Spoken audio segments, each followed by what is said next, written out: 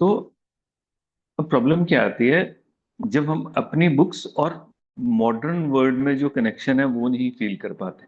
Right. ये बहुत important है कि हम उसके साथ कनेक्ट कर पाएं जो मॉडर्न वर्ल्ड में है। तो अब वो क्या है, अगर उसके साथ करना हो, देखो क्या आएगा। सो नक्स्वामिका, हम क्या कहेंगे इसमें मॉडर्न वर्ल्ड में। So nux vomica is the portrait of a person who is wired like the plant itself. Right. Wiring मतलब क्या होती है वायरिंग? ये वर्ड आजकल बहुत यूज होता है, I am wired like this.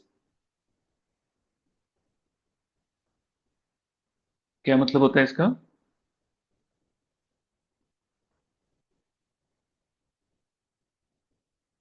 आप इसको इजी वर्ड में लेके चलो, प्रोग्राम्ड। राइट। तो who is wired like plant itself.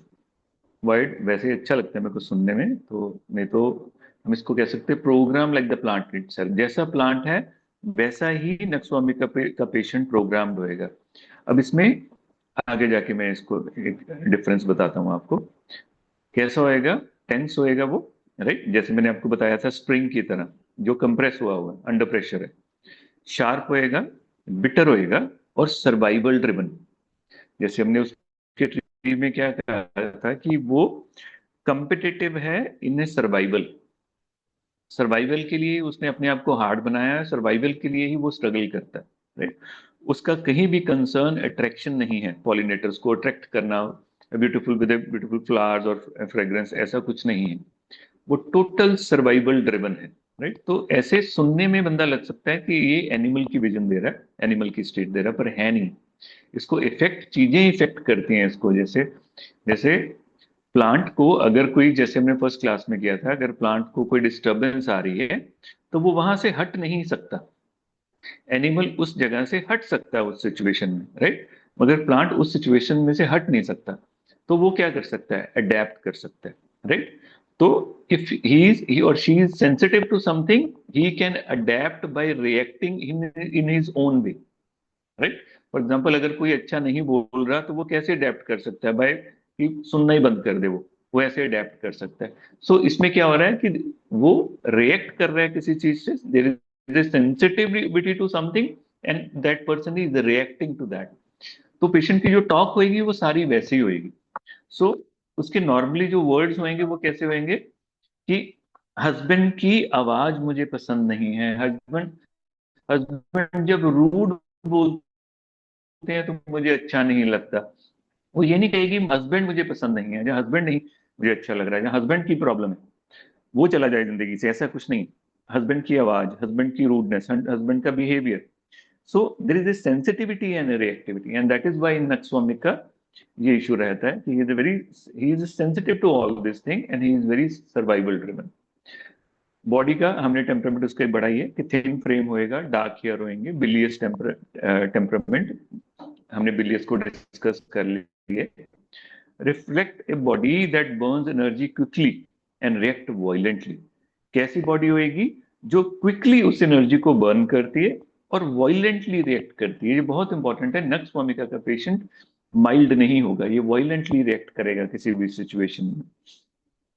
और वो कहाँ से आता है हम आगे जाके डिस्कस करेंगे कि कुछ लोग ऐसे क्यों रिएक्ट करते हैं, क्योंकि उनके पीछे का रीजन है कुछ। वो आगे जाके जब मैं आपको बताऊंगा तो आप इन सब बातों को कनेक्ट कर पाओगे। Then these patients are irritable. Right. एक मिनट।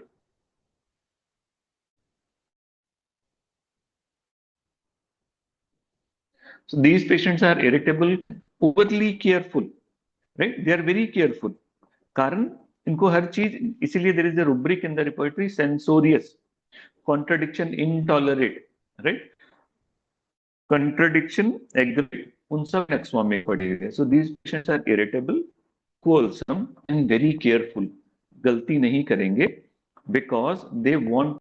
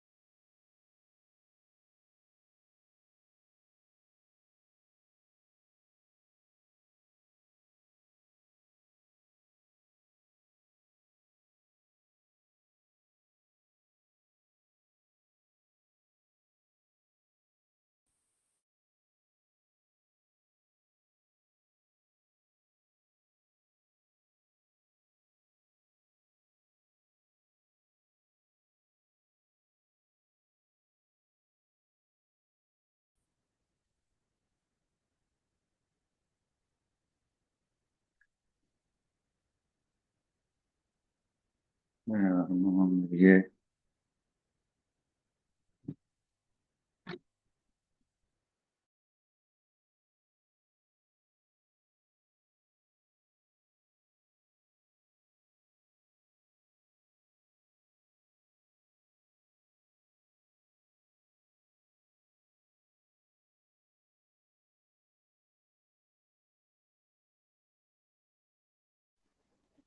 हेलो, मेरी आवाज आ रही है? Yes sir. बीच में से चली गई थी।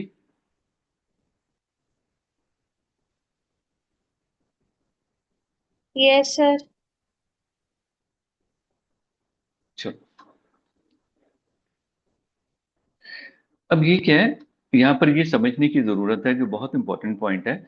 हमेशा बेसिकली क्या है कि हम पर्सन्स को जज कर लेते हैं कई बार बिहेवियर की वजह से। जैसे कोई आपको इरिटेबल होके गुस्से से बोल रहा है समटाइम, राइट, या गुस्से से बात कर रहा है, जो बहुत अग्रेसिव रह रहा है, जैसे हमने डलका मारा में भी पढ़ा था। अब उसके एग्रेशन के पीछे प्यार हो सकता है, राइट। प्रॉब्लम यह है कि जब हम सिर्फ ऊपर देखते हैं, उसके बैकग्राउंड में नहीं देखते। अगर वो नहीं देखेंगे तो हम मिस जज करेंगे सिचुएशंस को भी और पेशेंट्स को भी। हमें हमेशा एज ए होल देखना है, पूरा का पूरा जंगल, नॉट ए वन ट्री। जब भी हम एक चीज के ऊपर फोकस करेंगे तो वहां गलती होगी, क्योंकि जो human behaviour it is a complex thing. हम प्यार में भी गुस्सा कर सकते हैं, राइट, प्यार में भी एग्रेसिव हो सकते हैं, राइट। तो इसलिए हमें ये समझना पड़ेगा कि nux vomica is not a bad person basically, मगर उसकी इनर प्रोग्रामिंग ही ऐसी है that he was always on the edge. क्यों है, मैं फिर आगे जाके आपको बताता हूँ कि ऐसा क्यों रहता है। He was always on the edge, हमेशा। So just as the plant defend itself with the poisonous alkaloid, जैसे प्लांट्स अपने आप को बचाता है पॉइजनस एल्कलॉइड से सर्वाइवल के लिए, the person lives defensively ready to fight और argue at the smallest trigger. ऐसा ही ये पर्सन भी रहेगा कि छोटी छोटी बात पर आर्ग्यूमेंट करना, छोटी छोटी बात पर ट्रिगर हो जाना, right. So there is a rubric I think in repertory, जहां उसमें लिखा हुआ है, फाटक में, एजी, राइट। एक बार देखना वार्तिक, एक बार की रुब्रिक है ये कि नहीं है, एजी। तो ये हमेशा एज पे रहेगा, राइट। मतलब ये गिरने के लिए तैयार तैयार ही है। और इसका गिरना कैसा है? इरिटेबल होना, बिहेवियर में इरिटेशन आना, जवाब देना, तभी जवाब देना। और उसका कारण पीछे का, उसकी पीछे की परसेप्शन है अकॉर्डिंग टू द सिचुएशन जो आगे जाके करते हैं। तो ये चीज आपने बहुत इंपॉर्टेंटली याद रखनी है। आगे जाके देखो एलन में क्या लिखा है। The debauchers of a thin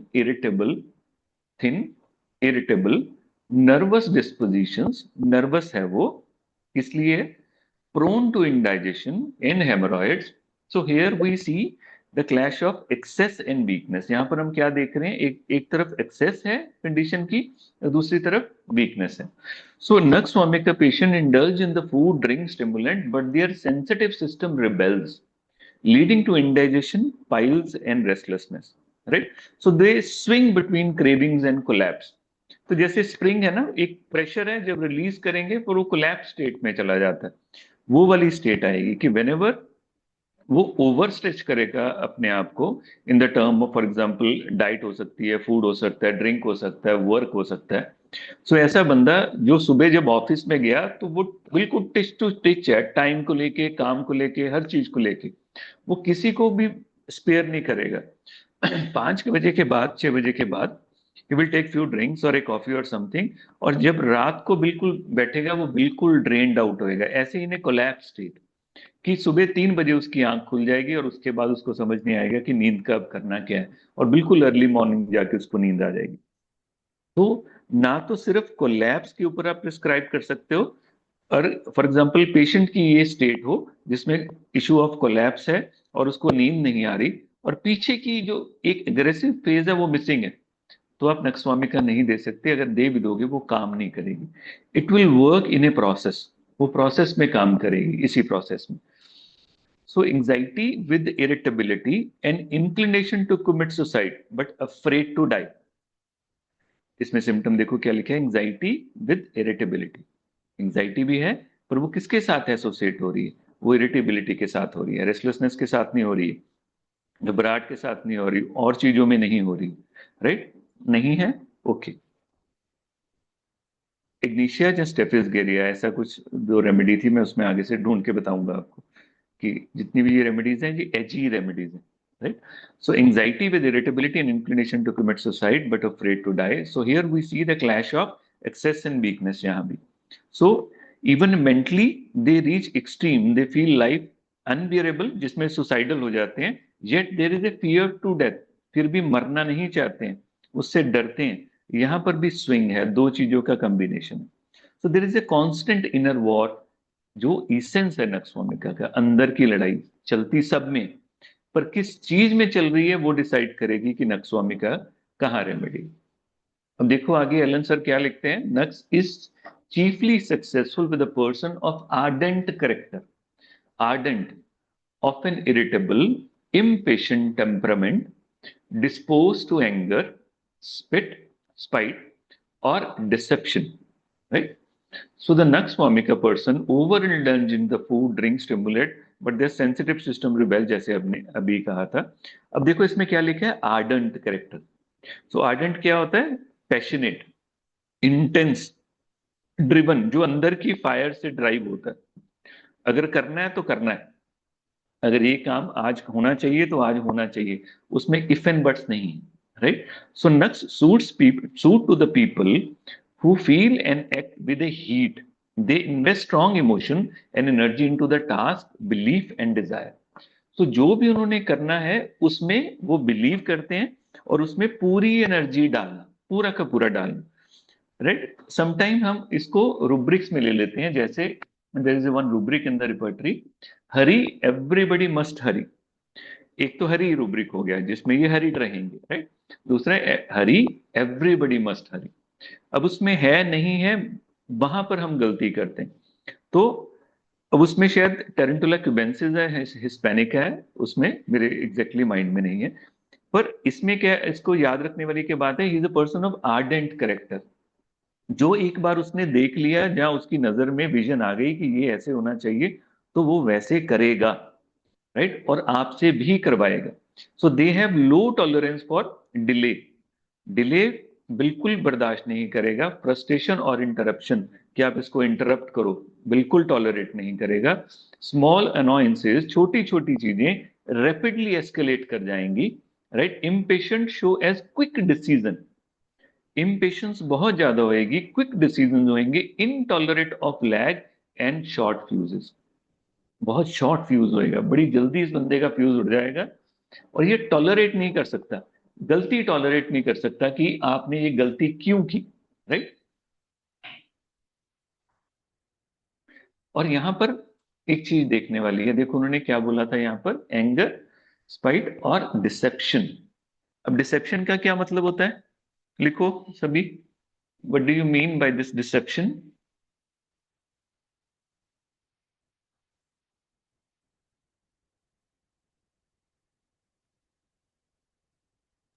धोखा। धोखा, यस, गुड। और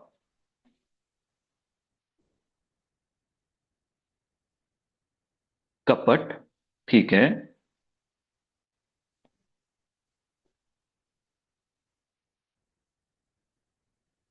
और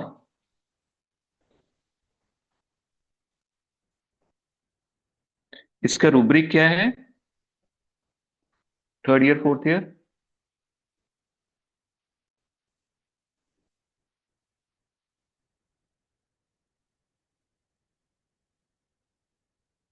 क्या है इसका रूब्रिक?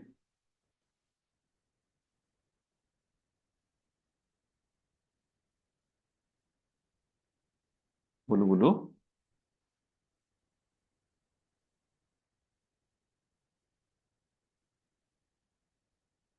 अरे ये टिप्स पे होने चाहिए यार। डिसेप्शन के लिए क्या चाहिए, इनबिल्ट क्वालिटी क्या चाहिए अगर आपने किसी को डिसीव करना है तो?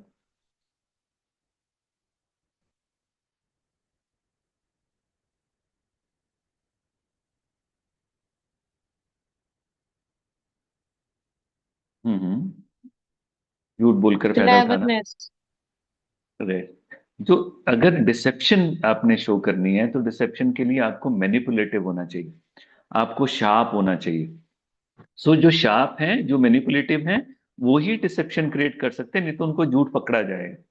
सो द रुब्रिक यहाँ पर आता है डिसीटफुल, राइट। तो अगर समटाइम आप लिखो, कुछ रिपोर्टरी में लिखा होता है डिसीटफुल सी मैनिपुलेटिव, और मैनिपुलेटिव सी डिसीटफुल, राइट। डिसीट होता है धोखा, वो अपने मन मन में रखना, राइट। कि मगर अब सोच के देखो नक्सवामी का कैसा पर्सन है, बिल्कुल स्ट्रेट फॉरवर्ड, राइट। अब वो डिसेप्शन, इसमें लिखा हुआ डिसेप्शन, कैसा डिसेप्शन होएगा उसमें? तो अगर ये लिखा है डिसेप्शन, आप डिसेप्शन देख के ही, फॉर एग्जांपल आपके सामने कोई बंदा जो बहुत डिसेप्टिव है, कहता कुछ है करता कुछ है, जबकि नक्सवामी का हम कैसा पढ़ रहे हैं कि फॉर एग्जांपल वो बिल्कुल क्लियर है कि ये काम ऐसे होना चाहिए तो ऐसे ही होना चाहिए, बस तो करो, उसमें मुझे नहीं पता। तो इसका डिसेप्शन कैसे समझेंगे? ये डिफरेंशिएशन करना बीइंग ए स्टूडेंट बहुत इंपॉर्टेंट है। बताओ क्या आता है मन में?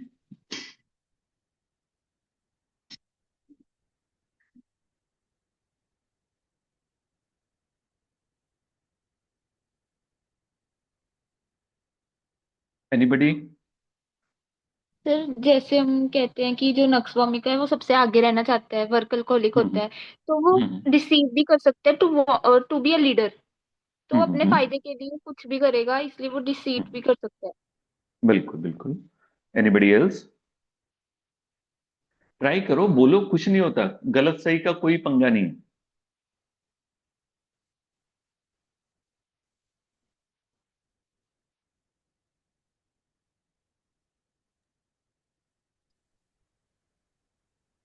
क्या नक्सवामिका खुद को भी डिसीव कर सकता है, क्योंकि उसे बेस्ट बनना है, बट हम्म अंदर ही अंदर उसे वो काफी इनसिक्योर भी है, तो वो हम्म एक मास्क पुट ऑन करेगा, अपने आप को डिसीव करेगा हम्म।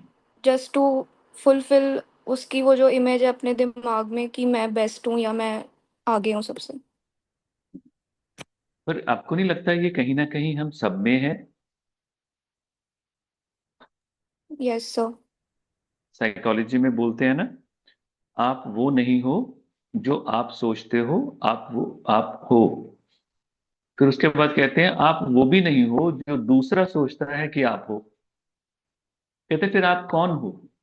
कहते आप वो हो जो आप सोचते हो कि दूसरा सोचता है कि आप हो। दोबारा से बोलता हूं, आप वो नहीं हो जो आप सोचते हो आप हो, वो आप नहीं हो, राइट। क्योंकि हम तो बहुत कुछ सोचते हैं उसमें। आप वो भी नहीं हो जो दूसरा सोचता है कि आप हो। इसके लिए दूसरे पर्सन का व्यू पॉइंट इंपॉर्टेंट है, पर आप उस पर भी रिलाई नहीं करते हो। फिर आप क्या हो? आप वो हो जो आप सोचते हो कि दूसरा सोचता है कि आप हो, राइट। सो हम हमेशा through the perception of the person लेके चलते हैं। हमने मैमल्स में पढ़ा था कि हमारे लिए सबसे इंपॉर्टेंट क्या है? Affiliation of the group. So अगर ग्रुप ने कहना शुरू कर दिया कि तू अच्छा नहीं है, तू अच्छा नहीं है, तो ये नहीं है, तो वो नहीं है, वो अपने अंदर बस जाएगा। तो ये जो मास्क है, ये सबके लगे हुए हैं, सबके, राइट। मगर यहां क्या है बेसिकली? देखो, कहते this is deception here does not necessary means a habitual pathological lying. जिसने झूठ ही बोलना है, this is rubric in the repertory liar. Opium है उसमें, राइट, थूजा है उसमें, ऐसी रेमेडीज हैं। More often it means cunning, manipulative और स्ट्रेटेजिक बिहेवियर। यहां पर स्ट्रेटेजी वर्ड बहुत इंपॉर्टेंट है, ये आपकी लाइफ में भी काम आएगा। कहते हैं कि जब भी लाइफ प्लान करनी हो तो आपको स्ट्रेटेजिकली प्लान करनी चाहिए, एक स्ट्रेटेजी बना के कि इससे बात क्या, इससे बात क्या, इसके बाद क्या। कहता क्या लिखते हैं फिर उसके बाद? Hiding true motives, right, using word and action to get advantage, और एक्टिंग कोवर्टली। कोवर्टली मीन्स छुप के, जो अपनी अंदर की फीलिंग नहीं बताना। When direct confrontation is disadvantages. For example, अगर कन्फ्रंटेशन में उसे लगता है कि उसको नुकसान हो जाएगा in the form of business और पैसा, तो वो वहां आगे जाके बहस करने में नहीं जाएगा वो, राइट। ऐसा कोई रूब्रिक है जिसमें ये हम पढ़ते हैं ऐसी चीज? Third year, fourth year?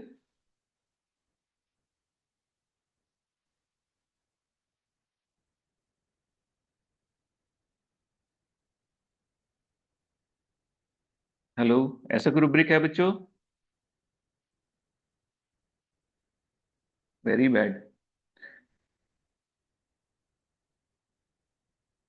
चलो ग्रुप में डालना, आगे चलते हैं। So it is a survival strategy.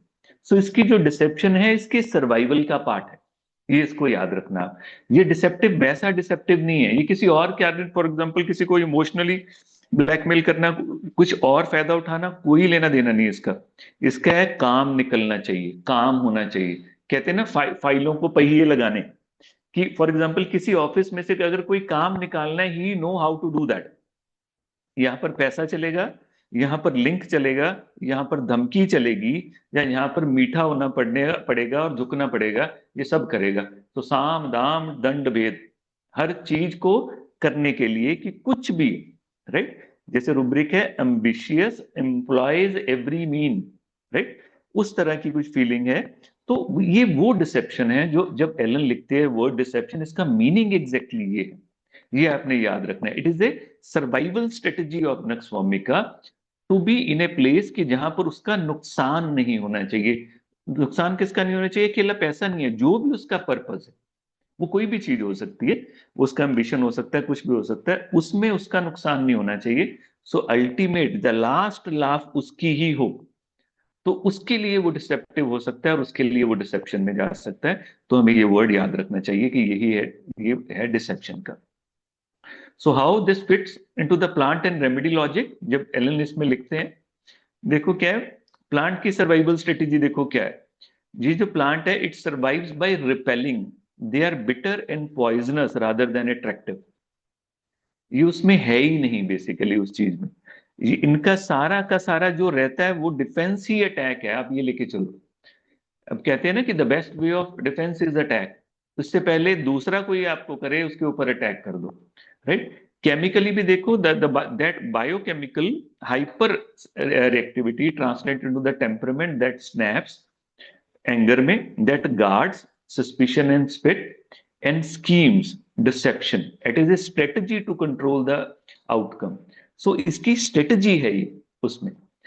सो इसको जब भी आप पढ़ो, बहुत कॉशियसली पढ़ो इसकी। So anger spite deception offer cover the vulnerability of the patients. So जो पेशेंट्स की कमजोरी है, जैसे मैंने आपको कहा कि जो गुस्सा, जो अग्रेशन है, राइट। जैसे एक जगह मैंने एक चुटकुला पढ़ा था, वो बंदा बहुत गुस्से में रहता था, तो वो उसने उसको बोला कि यार तू इतना एंग्री क्यों रहता है, तू गुस्से में क्यों रहता है, रिलैक्स क्यों नहीं रह पाता, तू इस घर में जैसे ही एंटर करता है तू इतनी अग्रेसिवली एंटर करता है। वो कहता है यार जे इन केस घर के मैं स्माइल एंटर करूँ ना, पहले तो मुझे नौकर कहता है मेरी पगार बढ़ा दो, राइट। फिर बच्चे कहते हैं ये टॉय चाहिए, वाइफ कहती है ये साड़ी चाहिए। तो इससे बेटर ये है कि ऐसी शक्ल बना के आओ कि सभी ये कहे यार कुछ भी, इसको आज कुछ नहीं कहना, राइट। वो स्ट्रेटेजी है उसका, वो उसका सर्वाइवल है। सो यहाँ पर ये बहुत इंपॉर्टेंटली देखना है आपका, जो एंगर स्पिट डिसेप्शन है, ये चीजें they often cover the vulnerability of the patient. So nux vomica may use hostility और कनिंग टू अवॉइड और showing weakness, fear, shame, exhaustion. ये उसका डिफेंस हो सकता है उसके लिए।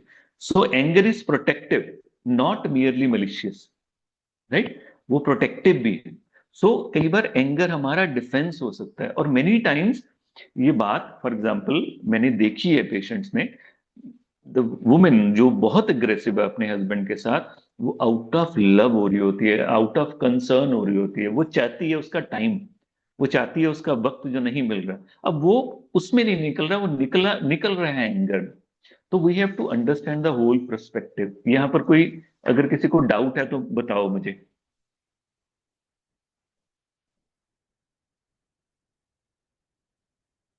क्लियर है? तो आप इसको यस ऐसे सर। देखो। हाँ, अब इसको ऐसे भी देख सकते हो, जस्ट इसमें मैंने वर्ड्स में डाला है इसको याद रखने के लिए। फॉर एग्जाम्पल आर्डेंट वर्ड से, ए से आप ले सकते हो he is angry, quick to quarrel, small things provoke, छोटी छोटी बातें इसको प्रोवोक कर सकती हैं। आर्ट से रेस्टलेस, ये बैठ नहीं सकता, राइट। बिल्कुल इसको काम करना है। जैसे वन ऑफ द पेशेंट जिसमें जो नक्स वामिका से बेटर हुआ है, ही सेड, मैंने उसको बोला कि म्यूजिक सुनते हो, तो ही सेड मैं डॉक्टर साहब आपको एक बात बताऊं। मैं क्या क्या कहता, म्यूजिक की बात ऐसी है कि अगर आप कहोगे ना कि मुझे क्या अच्छा लगता है, मेरे लिए म्यूजिक क्या है, कहता है मेरे लिए म्यूजिक है जो कंक्रीट मिक्स करने वाली मशीन है, वो है मेरे लिए म्यूजिक। जहां वो चल रही है, कहता है मैं इतना रिलैक्स होता हूं। मैं कहा what do you mean by that? वो शोर पैदा करती है, सब कुछ करती है। कहता it means some productivity is going on. मुझे हर वक्त होता है कि कुछ ना कुछ काम चलता रहना चाहिए, कुछ ना कुछ बनता रहना चाहिए। इज वेरी एम्बिशियस, हर चीज में कोई ना कोई चीज डेवलपमेंट हो रही है, कोई ना कोई चीज बन रही है। कहता म्यूजिक में क्यों मैं टाइम वेस्ट करूं? Right, so this type of person, totally intellectual person, जिसका काम है कि ये बढ़ता रहना चाहिए, होता रहना चाहिए। सो डी से ड्रिवन, ड्रिवन मतलब very passionately ambitious, put full energy into the work, जो काम मिलेगा पूरा करेगा। ई से exhausted, right, overwork plus plus stimulation will lead to collapse and fatigue. N से nervous, nervous, anxious, oversensitive to light, noise, and smells. And T is a tricky, right? Sometimes cunning, hides true feeling, and act indirectly. So he can be tricky otherwise, also like burning with energy outside, पर अंदर से exhausted है, पर बाहर से पूरा का पूरा बॉडी उसमें जोर लगाया हुआ है। इसीलिए वो एग्जॉशन सारी की सारी कब आती है? जब ये अपने आप को रिलैक्स छोड़ता है। तो जैसे ही रात पड़ेगी तो वहां पर इसकी एग्जॉशन और सारे सिम्टम्स आने शुरू हो जाते हैं। तो ऐसे आप इसको सिर्फ याद करने के लिए इसको यूज कर सकते हो। नेक्स्ट जो एलन सर कहते हैं वो क्या कहते हैं? Hypochondriac, literary, studious person who are too much at home, right, too much at home, जो घर में ज्यादा स्पेंड करते हैं, work from home, suffer from want of exercise with gastric abdominal complaint and costiveness, especially in drunkards। अब इसको पढ़ते कैसे हैं? Anybody first year second year, अगर इसको पढ़ना हो कैसे पढ़ते हैं इसको, सेमीकोलन को?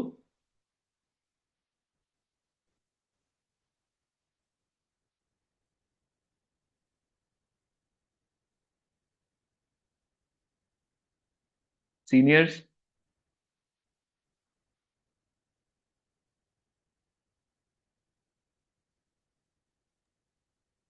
सो सेमीकोलन के बाद है जो वो स्टार्टिंग में आएगा कि hypochondriac specially in drunkards, in literally drunkards? Studious people, उसके बाद पूरा। नहीं, उसके बाद पूरा ऐसे एग्जैक्टली ऐसे भी नहीं है। इसके बाद फिर सेमीकोलन आ सकता है। इसका मतलब होता है पहली जो लाइन है वो तो उसका मीनिंग है ही है, पर जहां पर सेमीकोलन आ जाएगा इसका मतलब जो पहला वर्ड है हाइपोकॉन्ड्रिक के बाद जो उसके टू डॉट्स हैं वो उसके साथ लगेगा उससे। सो हाइपोकॉन्ड्रिक स्पेशली इन ड्रंकर्ड, तो पहली वाली जो लाइन है वो अपने आप में रियल है, वो एक कंटिन्यूशन में है। That is hypochondriac, literally studious person who are too much at home, suffer from want of exercise with gastric abdominal complaint and costiveness, then hypochondriac specially in drunkards, right. तो इसको जब भी semicolon आएगा इसका मतलब वहां से पीछे वाली जो पहला वर्ड लिखा हुआ है तो वहां से उसको कनेक्ट करके आप पढ़ोगे। अब यहां पर बहुत इंपॉर्टेंट है हाइपोकॉन्ड्रिया का मतलब क्या है, तो उसको समझने के लिए हमें वापस जाना पड़ेगा एलन के टाइम में। मैं क्लास में भी बता रहा था, ये बहुत इंपॉर्टेंट है। जब हम किसी बुक को पढ़ते हैं, हम जैसे कभी किसी ऑथर को पढ़ते हैं, तो वो ऑथर कौन है ये समझना बहुत जरूरी है। जब बोरिक को पढ़ेंगे हमें ये पता होना चाहिए कि बोरिक पीछे से उसका दिमाग पैथोलॉजिस्ट का दिमाग है बोरिक का। तो इसलिए जब वो बुक लिखेगा जहां वो हेरिंग गाइडिंग सिम्टम पढ़ेगा, जहां वो किसी पेशेंट को देखेगा, he see through the eye of a pathologist. तो इसीलिए बोरिक को जब हम पढ़ेंगे तो हमें भर भर के पैथोलॉजी नजर आएगी, उसका कारण वो है। ऐसे ही बाकी के ऑथर्स, राइट। कैंट जब लिखेगा उसका कारण है, ये कैंट बुक ऐसी क्यों लिख रहा है, राइट। तो इसमें अगर हाइपोकॉन्ड्रिक लिखा है एलन सर ने, तो हमें ये देखना पड़ेगा कि 18th एंड 19th सेंचुरी में हाइपोकॉन्ड्रिक को क्या बोलते थे।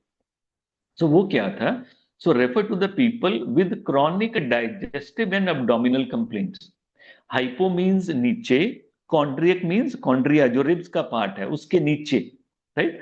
सो हाइपोकॉन्ड्रियक, नेचुरली ये जो पर्सन होते हैं, ये जो पर्सन होते हैं ये अपनी एंजाइटी भी कैरी करते हैं। जब पेट की ट्रबल, आप खुद सोच के देख लेना, जब भी आपका पेट क्लियर ना हो, जब पेट डिस्टर्ब हो, यू गेट इरिटेबल, आप एक फ्री फ्लोर फील नहीं करते हो बॉडी में, राइट। तो यहां पर क्या है? Refer to the people with chronic digestive and abdominal complaints like gas, constipation and fullness. So it comes from hypo means under, chondria means cartilage of the ribs, the upper abdomen area, ये वाले area में जब trouble रहेगी तो. So hypochondriac mean a person suffering from the abdominal troubles, not just mental anxiety came from the physical illness. नहीं तो normally हम कैसे कह देते हैं कि ये हाइपोकॉन्ड्रिकल कंडीशन है, ये बंदा ज्यादा फील कर रहा है अपनी प्रॉब्लम को, हम ऐसे यूज करते हैं कि नहीं करते हाइपोकॉन्ड्रिकल पेशेंट में. तो यहां पर एलन का मतलब हाइपोकॉन्ड्रिक का डिफरेंट है. यहां पर जो वो कहना चाहता है, वो कहना चाहता है the chronic digestive and abdominal complaints, right. हाँ, एंजाइटी उसका पार्ट है, पर वो भी उतना ही इंपॉर्टेंट है. सो अगर मॉडर्न मेडिसिन में देखेंगे अभी इस समय क्या चल रहा है, अगर टुडे की आज की साइकोलॉजी देखोगे तो हाइपोकॉन्ड्रिक किसको बोलते हैं, person with health anxiety, right. तो यहां पर जो उसकी जो प्रॉब्लम है उससे रिलेटेड नहीं है, राइट. सो हाइपोकॉन्ड्रिक मींस हम कहते हैं ना यार ये बंदा हाइपोकॉन्ड्रिक है, यार उसको हर ये लेता है मुझे हार्ट अटैक होने वाला है, मुझे ये होने वाला है, मुझे ऐसे होने वाला है. So they constantly worry that they are ill even when the doctor find nothing. Doctor को कुछ भी नहीं मिलेगा, उसे लगेगा नहीं ये रिपोर्ट गलत है, डॉक्टर साहब मेरी एमआरआई करा लो. फिर वो कहेगा नहीं एमआरआई भी ठीक नहीं है, किसी और से करवाता हूँ. So normal body sensation like gas, palpitation and small pain are misinterpreted as a serious disease like cancer, heart attack and etcetera. ऐसी चीजें आज के वक्त में हाइपोकॉन्ड्रिकल इसको बोला जाता है. सो अकॉर्डिंग टू DSM-5 जो इसकी क्लासिफिकेशन है बेसिकली, उसमें क्या कहते हैं, इलनेस एंजाइटी डिसऑर्डर. अब इसको एंजाइटी हेल्थ अबाउट के बजाय क्या बोलते हैं, इलनेस एंजाइटी डिसऑर्डर, अर्लियर जिसको हाइपोकॉन्ड्रियासिस क्या कहा जाता था. लाइक मैनिया, जो पहले मैनिया यूज होता था, now used as bipolar disorder, right. जैसे मेलनकोलिया यूज होता था पहले, उसको अब कहते हैं मेजर डिप्रेसिव डिसऑर्डर. तो हमें न्यू टर्मिनोलॉजी के साथ हिमांगी होना, एक सार होना बहुत जरूरी है, राइट. सो जब भी आप पढ़ो उसको माइंड में रखो कि ये लिखने वाला है उसके वक्त में ये कैसे यूज होता था और आज इसको क्या कहा जाता है, राइट. तो आपने इसको ऐसे देखना है हाइपोकॉन्ड्रिया को. Is it clear? So Yes, sir. So Ellen Naxwamika context क्या है? The Naxwamika people are sedentary, studious and overstrained. They get digestive complaints, constipation, gas and heaviness. These real discomfort make them mentally anxious कि मैं बीमार हूं, मैं ठीक नहीं हूं, राइट. ये जो चीज है तो उनको डिस्टर्ब करती है, ये जो जब डिस्टर्ब करती है तो उनका माइंड इन्वॉल्व होता है. So they live in a state of chronic health preoccupation. Every small symptom feel unbearable and dangerous, right. इसीलिए अगर आप रूब्रिक देखो, लोकेसिटी, हेल्थ अबाउट, 3 दवाइयां हैं सिर्फ उसमें, और नक्सवामिका 4 मार्क्स में पड़ी. इसका मतलब they talk lot about of their health, अपनी हेल्थ के बारे में. आपको दिखेगा कि वो एंग्शियस है, पर किसके बारे में एंग्शियस है, जहां पर हाइपोकॉन्ड्रिक है, जो पेट की प्रॉब्लम्स है, वो आपको साथ में बताएगा कि यहां पर प्रॉब्लम है. तो थोड़ी सी भी गैस बन जाएगी तो उसको प्रॉब्लम आएगी. तो नेक्स्ट रूब्रिक देखो, टॉकिंग, टॉक्स अबाउट हेल्थ. इसमें भी नक्सवामिका पड़ी हुई है, अदर रेमेडी नाइट्रिक एसिड, और तीसरी रेमेडी का मुझे मालूम नहीं है कौन सी है, राइट. तो ये जो रूब्रिक है ये उसकी स्टेट के बारे में बताते हैं कि नक्सवामिका कैसे होएगा, right. And think of a modern intellectual always reading and studying, work at the desk with little movements, काम ही नहीं करते, इसका मतलब सेडेंट्री लाइफस्टाइल. सो सेडेंट्री लाइफस्टाइल, कॉफी पीना, अल्कोहल लेना, राइट, स्ट्रेस डिस्टर्ब करेगा डाइजेशन को. नेचुरली कॉर्टिसोल लेवल के कारण डाइजेशन स्लो हो जाएगी जब स्ट्रेस आएगा, क्योंकि जब भी हमें स्ट्रेस आता है हमारा कॉर्टिसोल लेवल बढ़ जाता है. कॉर्टिसोल बढ़ जाता है तो हमारी डाइजेशन क्या होती है, डाइजेशन स्लो हो जाती है. तब तब बॉडी फाइट एंड फ्लाइट में है, उसको डाइजेशन नहीं चाहिए उस समय, राइट. सो डाइजेशन डिस्टर्ब हो जाएगी एंड सर्कुलेशन भी. The gut become tight, sluggish, constipated, mirroring the rigidity of the mind. तो जैसा माइंड रिजिड है वैसा ही उसका जो गट है, उसका पेट है, उसके इंटेस्टाइन है, वैसे वो भी रिजिड हो जाएंगे. So Naxwamika is a classic urban overstimulated under exercise constitution. इसको माइंड में रखना है जो आजकल चल रहा है. ये देखो कि टाइम क्या है इस फोटोग्राफ में, नीचे टाइम स्टैम्प देखो, 4 तारीख 4 तारीख जब नेक्स्ट डे लेक्चर था, तो उस समय की है। इस समय बजे हैं 2 बज के ऑलमोस्ट 50 मिनट। तो कॉफी का मग है और मैं जाग रहा हूँ और पढ़ रहा हूँ, राइट, और सोया हूँ 4 बजे, राइट। तो ये वाली स्टेट, उसको स्टिमुलेट रखने के लिए, माइंड को स्टिमुलेट रखने के लिए मुझे कॉफी पीनी पड़ रही है। और साथ में क्या है, mental activity, no physical activity at all, कोई फिजिकल एक्टिविटी नहीं चल रही, मैं सिर्फ मेंटली उसको वर्क कर रहा हूँ कि क्या हो सकता है, कैसे हो सकता है, इसमें क्या है, ऐसे क्या है। तो रेगुलरली उसमें मैं चल रहा हूँ। और उस समय अगर मुझे कोई डिस्टर्ब करेगा तो, और पढ़ने का भी मतलब रात का यही है कि I am very comfortable at night, कोई डिस्टर्बेंस नहीं है, म्यूजिक चल रहा है, मैं अपना पढ़ रहा हूँ, राइट। तो ये वाली जो स्टेट होती है, आप इसको आप लेके चलो ऐसे, राइट। सो नेक्स्ट जो उन्होंने लिखा हुआ, that is over sensitive to external impression, this is very clear. अब इसको कैसे पढ़ना है, over sensitive to external impression, over sensitive to noise, order, light और music, over sensitive trifling elements are unbearable, over sensitive every harmless word offend. तो आप इसको over sensitive को हर के साथ लगाओगे जहां जहां सेमीकोलन है, राइट। तो जैसे हमने पहले एग्जांपल दिया था, लाइक ए कॉइल्ड स्प्रिंग, बिल्कुल वैसा ही, इसको बर्दाश्त ही नहीं, right. So like strychnia aggravates the reflexes of the patient, जैसे हमने पढ़ा था कि जब स्टिचनिया की पॉइजनिंग होती है तो पेशेंट कैसे हो जाता है, उसके रिफ्लेक्सेस बहुत फास्ट हो जाते हैं। क्यों हो जाते थे फास्ट, क्या था वो केमिकल, एनीवन याद है किसी को?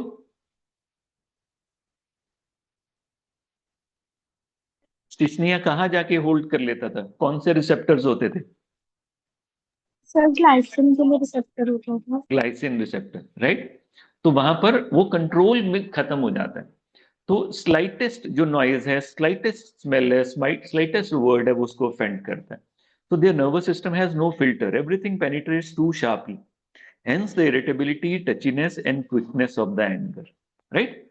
तो ये इसका मतलब है, over sensitive to external impression, there is a rubric in the repertory, sensitive to external impression, sensitive to moral impression, sensitive to sensual impression, ऐसे 3 रूब्रिक हैं हमारी रिपर्टरी में, राइट। तो एक्सटर्नल में नेक्सोमिका पड़ी होगी जरूर। So over sensitive to external impression, to noise, order, light और म्यूजिक, कुछ भी होगा, right. Trifling elements are unbearable, छोटी छोटी चीजें अनबियरेबल, बियर ही नहीं कर सकता, राइट। जैसे आप कैमोमिला में पढ़ोगे, हिपर सेल्फ में पढ़ोगे, सेंसिटिविटी ही इतनी है पेन की, वो बियर नहीं कर सकता।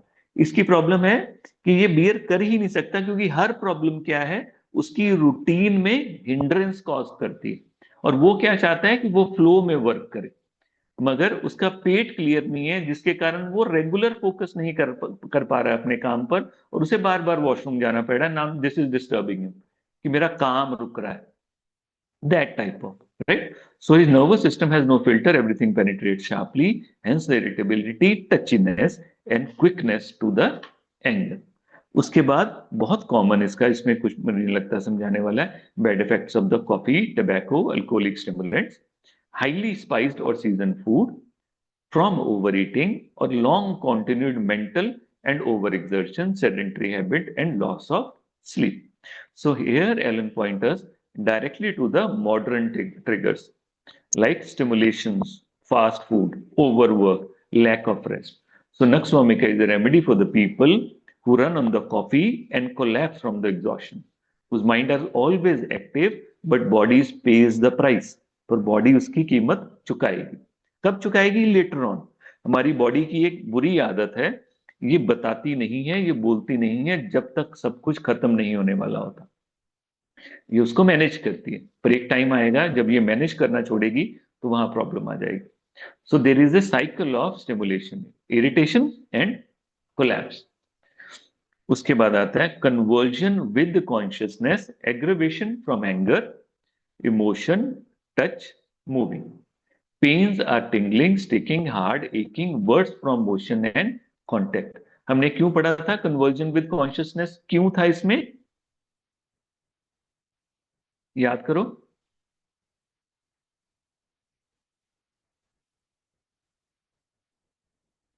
इसकी पॉइजन में ऐसी क्या चीज थी? सर वो सेरिब्रम पे नहीं एक्ट करती थी, यस, स्पाइनल नर्व्स पे करती थी। इसका जो एक्शन है वो स्पाइनल नर्व्स तक है, राइट। जहां ब्रेन स्टेम में जो सेरिब्रम है उसमें ये कुछ नहीं कर रही है, तो कॉन्शियसनेस ऑल्टर नहीं कर रही है। देखो कितना पेक्यूलियर सिम्टम जो नक्स वामिका है वो उसकी पॉइजनिंग से आ रहा है, राइट। तो ये समझना जरूरी है, याद रहेगा ये तो। अब उसके बाद है can not keep from falling asleep in the evening while sitting और रीडिंग, वेक्स एट 3 और 4 a.m., falls into the dreamy sleep at the daybreak and then feel tired and weak। ये इसका बहुत इंपॉर्टेंट की नोट है, ये इसको याद रखना है आपने। नक्स वामिका के पेशेंट सुबह 3 बजे या 4 बजे उठ जाएंगे, right. Then they fall into the sleep at the day break, जब सुबह होने वाली होती है। अब उसके बाद जब उठेंगे दे विल रिमेन टायर्ड। अब उसके लिए उनको स्ट्रॉन्ग कॉफी पीनी पड़ेगी और ये सर्कल चलता रहेगा, राइट। ऐसे स्लीप के अलग अलग सिम्टम्स हैं। जैसे कई पेशेंट आके आपको बोलेंगे कि अगर मेरी एक बार नींद खुल जाए तो उसके बाद नींद नहीं आती मेरे को। ये किसका की नोट है ये?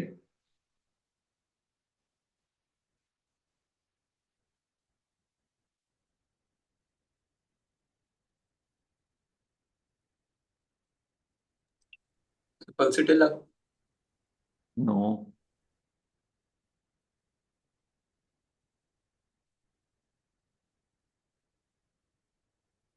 ये नाट्रम्यूर का की नोट है।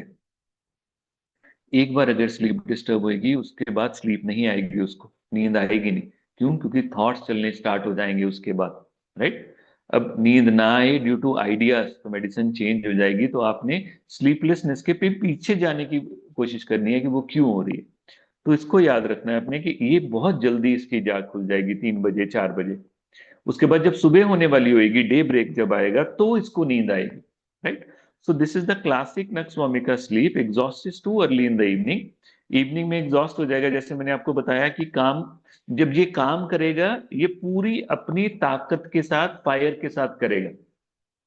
नो डिलेज, जो आज का टारगेट है वो कंप्लीट करके ही जाना है इसने, राइट। जो सोच लिया है वो करना ही करना है। उसके बाद नेचुरली जब ये शाम को थोड़ा सा रिलैक्स करेगा तो इसकी बॉडी एग्जॉशन में चली जाती है। So this is the classical Nux sleep cycle. Exhausted too early in the evening, restless at 3 to 4 a.m., then groggy, right? And unrefreshed in the morning. तो मॉर्निंग में ये अनरिफ्रेश होएगा। So their nervous system is over driven, never allowing to true rest, इसलिए इसको rest नहीं मिलेगी। So this is the key classical key note, specially in the modern जो सो नहीं पाते हैं लोग, राइट, जिनका माइंड चलता ही रहता है, वो वाला बात। उसके बाद देखो क्या आता है, इरेक्टेशन। ये बहुत इंपॉर्टेंट है, ये समझने वाला है। इरेक्टेशन कैसी है? सोर, bitter, nausea and vomiting every morning with depression of spirit, right? Eructations after eating, stomach pressure on an hour or 2 hour after eating as from stone. Pyrosis means heartburn होता है, right? Tightness, must loosen the cloth, sleepy after dinner।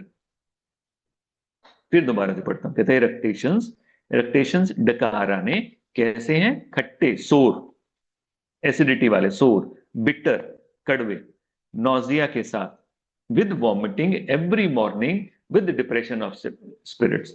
सुबह उठते ही vomiting आनी। कैसी vomiting आएगी? खट्टी। क्यों? बिलियस temperament, bitter, बिलियस temperament. तो ये वॉमिटिंग कैसे होने वाली है? ग्रीनिश बाइल की होगी, खट्टी होगी।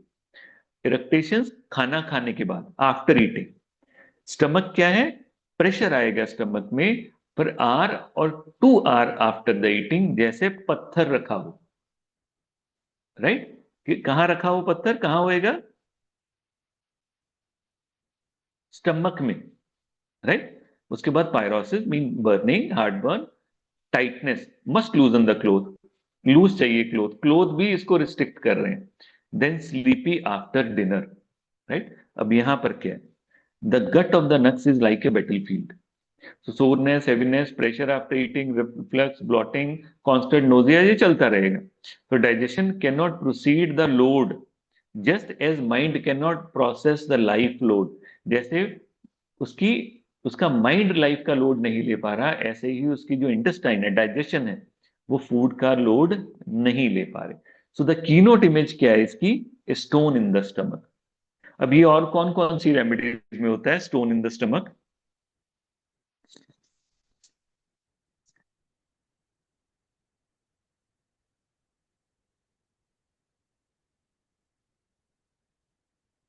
कौन कौन सी रेमेडीज में है?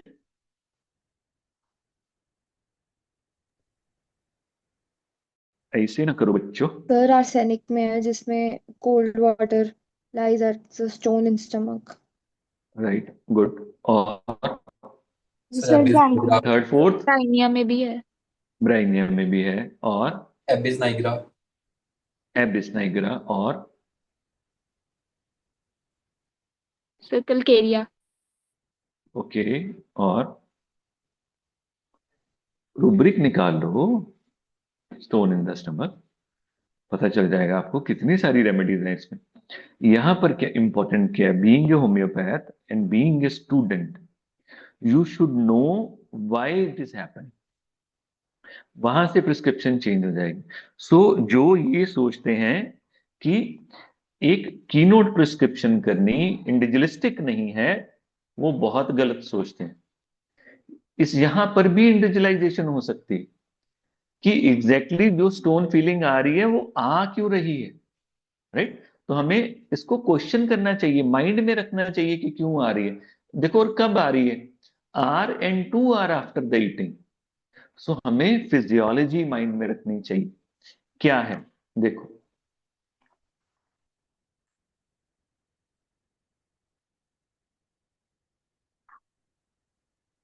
चलिए मैं आगे जाके इसके साथ ही करता हूं। इसको याद रखना, इस चीज को, स्टोन इन द स्टमक। और यहां पर एक और चीज याद रखना सीनियर्स के लिए, कि कब इसी सेम रुब्रिक में हमें पॉलीक्रस देनी है, कब नक्सवामिका देनी है, और कब एबिस नाइग्रा देनी है, राइट? इसको मैं आपको बाद में सीनियर्स को एक्सप्लेन करता हूँ। ये बहुत इंपॉर्टेंट है, इसको यहां से हम गलती करते हैं कई बार। तो कॉन्स्टिपेशन भी कैसे? With frequent unsuccessful desire passing small quantities of stool, sensation as if not finished, right? यही रहता है। ये हो गया। The person who are very particular, careful but inclined to become easily excited, angered, ये हमने कर लिया, right? They are very particular, very careful. पर इसका केयरफुल कैसा है? इसका केयरफुल है परफेक्शन में। अब देखो, कलकेरिया भी कॉशियस में पड़ा हुआ है, केयरफुल में पड़ा हुआ है, राइट? उसको क्या होता है? चोट ना लग जाए, क्योंकि फियर ऑफ सफरिंग है, फियरफुल है वो अंदर से। पर इसमें क्या है? इसका काम में परफेक्शन का केयरफुल है। तो ये जो डिफरेंशिएशन है बहुत इंपॉर्टेंट है। इसीलिए सिर्फ रूब्रिक लगा लेना ठीक नहीं होता। रूब्रिक के बैकग्राउंड में हमें प्रिस्क्रिप्शन के टाइम ये भी देखना पड़ेगा कि एग्जैक्टली पेशेंट के लिए इस रूब्रिक में अगर केयरफुल पड़ी हुई है तो नक्सवामी का केयरफुल क्या है, कलकेरिया का केयरफुल क्या है। इसीलिए कलकेरिया का बच्चा लेट चलता है, अगर चलता भी है तो पकड़ पकड़ के चलता है, केयरफुल, वेरी केयरफुल। स्टेयर्स उतरेगा, very careful, because fear of falling, fear of height, fear of injury, fear of suffering. Basically उसके सबके पीछे जो उसकी जान है वो सफरिंग में है, क्योंकि वो सफरिंग बर्दाश्त नहीं कर सकता। पर नक्सवामिका में ये केयरफुल वो नहीं है, right? So these people are perfectionist, precise, detail oriented and do not tolerate disorder. वहां पर ये केयरफुल है, right? So they want thing done in their way, and if it is not, irritation follow. वो अपने तरीके से काम करना चाहते हैं, right? Just similar to the rigid hard bitter seed of नक्सवामिका, no flexibility, exact in form. आप एक बार देखना, उसका सीड बहुत हार्ड होता है नक्सवामिका का, बहुत। उसके ऊपर को, कवर को आपको किसी हार्ड नाइफ या किसी चीज से छिलना पड़ता है, अगर आपने अंदर का लेके आना है बाहर थोड़ा सा भी, राइट? तो वैसा ही है, जैसा मैंने कहा वैसे करना है, जैसा मैं बोल रहा हूं वैसे करो, ये वाली जो कंडीशन होती है। और उसमें शॉर्ट टेम्पर्ड, टेनेशियस, देखो इसमें वर्ड यूज हुआ है टेनेशियस। क्या लिखा है? देखो, person who are very particular, careful but incline to become easily excited और anger, irresistible and tenacious. Tenacious हम कहां पढ़ते हैं? ये वर्ड कहां पढ़ते हैं हम, tenacious?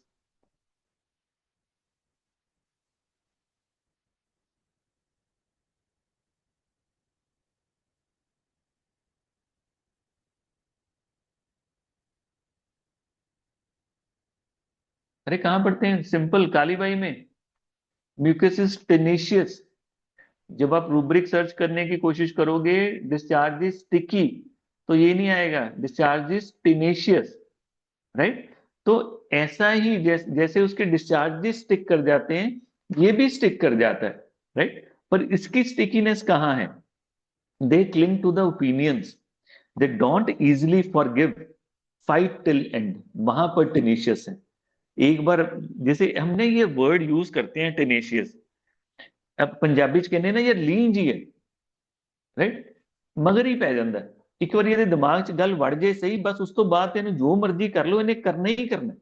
That type of thing, जब ये वर्ड यूज कर रहे हैं, एलन सर यूज कर रहे हैं, tenacious means holding on stubbornly, not letting go of the idea, of the grudges और आर्गुमेंट। कोई भी बात होगी है पर बस उसके बाद जो उसके दिमाग में फंस गई तो फंस गई।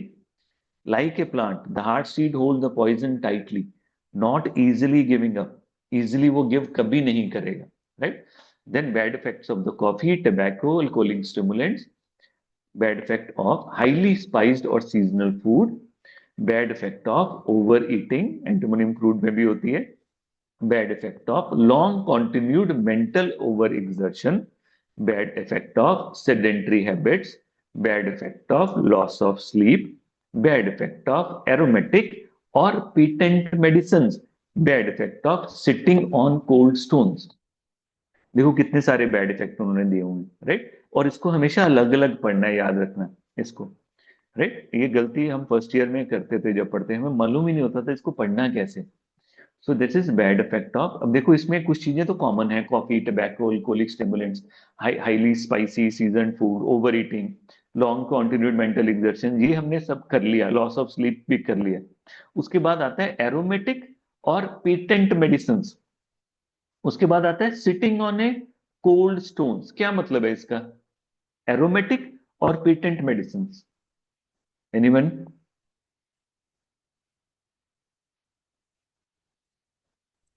सर एरोमेटिक तो जो हर्बल मेडिसिन होती हैं जिनकी बहुत स्ट्रॉन्ग स्मेल होती है, हाँ हाँ हाँ। और पेटेंट भी वही होगा, हर्बल मेडिकेशंस होती हैं जो जो प्लांट के कोई एक्सट्रैक्ट वगैरह होते हैं। आजकल तो देखो ना इंस्टा भरा पड़ा है, ये दवाई खाओ 10 तरह की बीमारियों को करती है, ये करो ये 20 तरह की बीमारियां ठीक करेगी, ये आपको हमेशा के लिए ठीक कर देगी। वो क्या करते हैं, 10 तरह के जो जड़ी बूटियां इकट्ठी करके एक दवाई बना दी।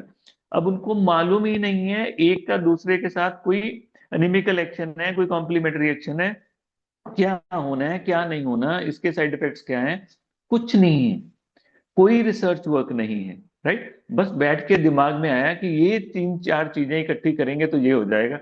जैसे अभी हमारे पेटेंट्स में मिलते हैं होम्योपैथी में, तो क्या है, वो कहते हैं अगर ताकत के लिए अल्फा अल्फा डाल दो, बीच में जिंक्सिंग डाल दो, उसके साथ बकोपा डाल दो, भूख के लिए चेलिडोनम डाल दो, वीकनेस के लिए चाइना डाल दो, उसके लिए ये डाल दो, और उस कॉम्बिनेशन को वो बना देते हैं, तो वो भी पेटेंट है, राइट। मगर है क्या, अब देखो ध्यान से सुनो इसको, फिर दोबारा से वही कह रहा हूं, अगर एरोमेटिक उसने यूज किया है, पेटेंट यूज किया है, हमें एलन के टाइम में जाना पड़ेगा। एलन के टाइम में ये क्या मतलब होता, right. So aromatic medicine means refer to the strong smelling herbal medicine that are very popular in the folk medicines like cinnamon, cloves, nutmeg, camphor, cardamom, peppermint, balsam, ये सारी चीजें। सो ये चीजें ये कहाँ यूज होती थी, ये यूज होती थी स्टमक टॉनिक्स में, राइट। वहां और यूज होती थी, जैसे बिटर्स आते हैं, स्टिमुलेंट्स आते हैं, आगे जाके मैं इसको और एक्सप्लेन करता हूं। कहते they excite the nerves and stomach temporarily, वो उसको स्टिमुलेट करते हैं और पेशेंट को भूख लगेगी। मगर अगर ज्यादा यूज कर लिया then it will lead to gastric irritation, nervous over stimulation and insomnia. So in नक्सवामिका पीपल यूज और abuse strong smelling herbs, spices and medicine. जैसे कोविड के टाइम पे देखो कितने काढ़े पिए लोगों ने, और कईयों के पेट खराब हो गए, कईयों की किडनियां खराब हो गई उस चक्कर में, राइट। पर जो चल रहा है वो चल रहा है, कि कोई बोल रहा है उस पे इंस्टाग्राम पे ये डालो ये डालो ये डालो, बस उसने शुरू कर दिया, ये मुरब्बा खाओ तो वो स्टार्ट कर दिया। So that type of thing. So यहां पर क्या है, the medicine often develop the same over sensitive, irritable and gastric picture. Effect वही आएगा जो नक्सवामिका का है। पेटेंट मेडिसिन क्या है? देखो, patent medicine over the counter, कहते कमर्शियली प्रिपेयर्ड रेमेडीज इन 1800, जब 1800 में जब ये एलन लिखी गई है 1830 में, तो तब क्या यूज होता था, राइट? वो कह रहे हैं, एक मिनट बैटरी लगाओ, कहते they were sold widely without prescription, often advertised as a cure alls, cure alls. Cure alls मतलब हम कहते हैं ना, एक कोई भी चीज है वो 100 बीमारियों को ठीक कर देगी, 10 बीमारियों को ठीक कर देगी, क्योर ऑल, सारा का सारा। और इस समय भी वही चल रहा है। और उसमें तब उस एलन के जमाने में क्या होता था, उसमें अल्कोहल होती थी, उसमें ओपियम होती थी, उसमें कोकेन होती थी, कैफीन होती थी, और स्ट्रॉन्ग हर्ब्स होते थे। तब कोई रेगुलेशन नहीं थी कि एफडीए अप्रूव है, ये अप्रूव है, कुछ नहीं है, राइट? जैसे फॉर एग्जांपल पुराने टाइम में, ये मैं बात कर रहा हूँ 40-50s की, और अभी भी चल रहा है बेसिकली, कि जैसे लूज मोशन के लिए आप लोप्रामाइड खा लेते हो। लोप्रामाइड में बेसिकली जो एल्कोलॉइड, जो केमिकल यूज होता है, वो ओपिएट है बेसिकली, इसीलिए वो ड्रग बैन है। जो वो है लोप्रामाइड, पर मिलती है इंडिया में, कुछ भी बैन नहीं होता, सब मिलता है। क्यों? क्योंकि वो नशे के लिए यूज होने लग गई, क्योंकि उसके में ओपिएट कंटेंट है। अब उसमें ओपियम है बेसिकली। तो ओपीएम क्या करती है, इंटेस्टाइन मूवमेंट स्लो कर देती है, तो जो लूज मोशन है वो एकदम से रुक जाते हैं, मगर वो डैमेज भी करती है। ऐसी वाली सारी मेडिसिन, तो किसी में अल्कोहल है, किसी में ओपीएम है, किसी में कोकेन डाली हुई है, किसी में कैफीन है, स्ट्रॉन्ग हर्ब्स हैं, और उसमें कोई रेगुलेशन नहीं है। So people using often become drugged, over stimulated and poison. तब ये उसकी बात कर रहे हैं। Then the bad effect of such quack remedies are often need nux vomica to antidote. तो इसको आज की लैंग्वेज में क्या देखोगे आप? आज की लैंग्वेज में एनर्जी टॉनिक्स, राइट? तरह तरह की चीजें अवेलेबल है मार्केट में, slimming pills, right? Strong over the counter pain killers जो स्ट्रॉन्ग है, Harmer stimulants, drug list health products, कितने सारे हैं। देखो, एमवे बना रहा है, ये बना रहा है, वो बना रहा है, कोई उसके पीछे का सिस्टम नहीं है कि इसमें क्या मुश्किल हो रही है, कैसे हो रही है। रामदेव भी इतना कुछ बना रहा है, उसके पीछे कोई दूसरी क्वालिटी कंट्रोल नहीं है कि ये कितना डल रहा है, वो कितना डल रहा है, कुछ नहीं। तो वो वाली सारी चीजें इसको तंग करेंगी, इसको याद रखना है। देन उसके बाद उन्होंने क्या बोला था, sitting on a cold stones. क्या होता होएगा, ऐसा क्यों लिखा है sitting on the cold stones?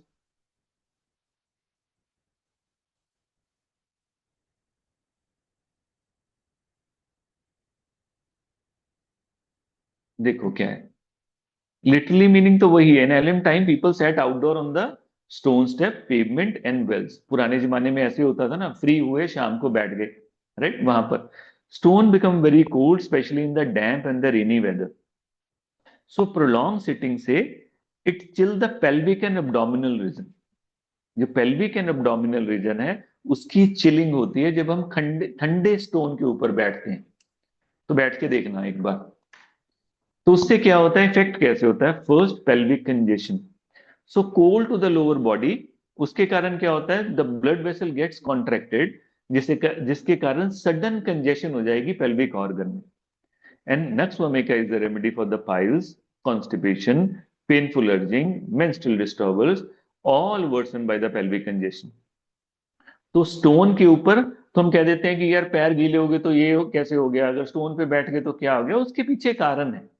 अगर हम थोड़ा सा भी ओपन होके सोचने की कोशिश करेंगे तो वो कारण हम समझ पाएंगे कि क्यों हो रहा है। तो वहां पर जब वो ठंडे स्टोन पे बैठ रहा है, बेसिकली वो जो ठंड चढ़ रही है उसको, वो ठंड चढ़ने के कारण जो ब्लड वेसल है वो कॉन्ट्रैक्ट कर रहे हैं, जिसके कारण पेल्विक कंजेशन हो रही है, राइट? तो nux vomica already there is a remedy जहां पर पेल्विक कंजेशन हैं उसमें, तो इसलिए नक्स वोमिका का पेशेंट उससे एग्रेवेट हो जाएगा। यहां पर समझने की कोशिश करो, यहां पर दो चीजें होती हैं जब भी, एक है ये उसकी दवा है, राइट?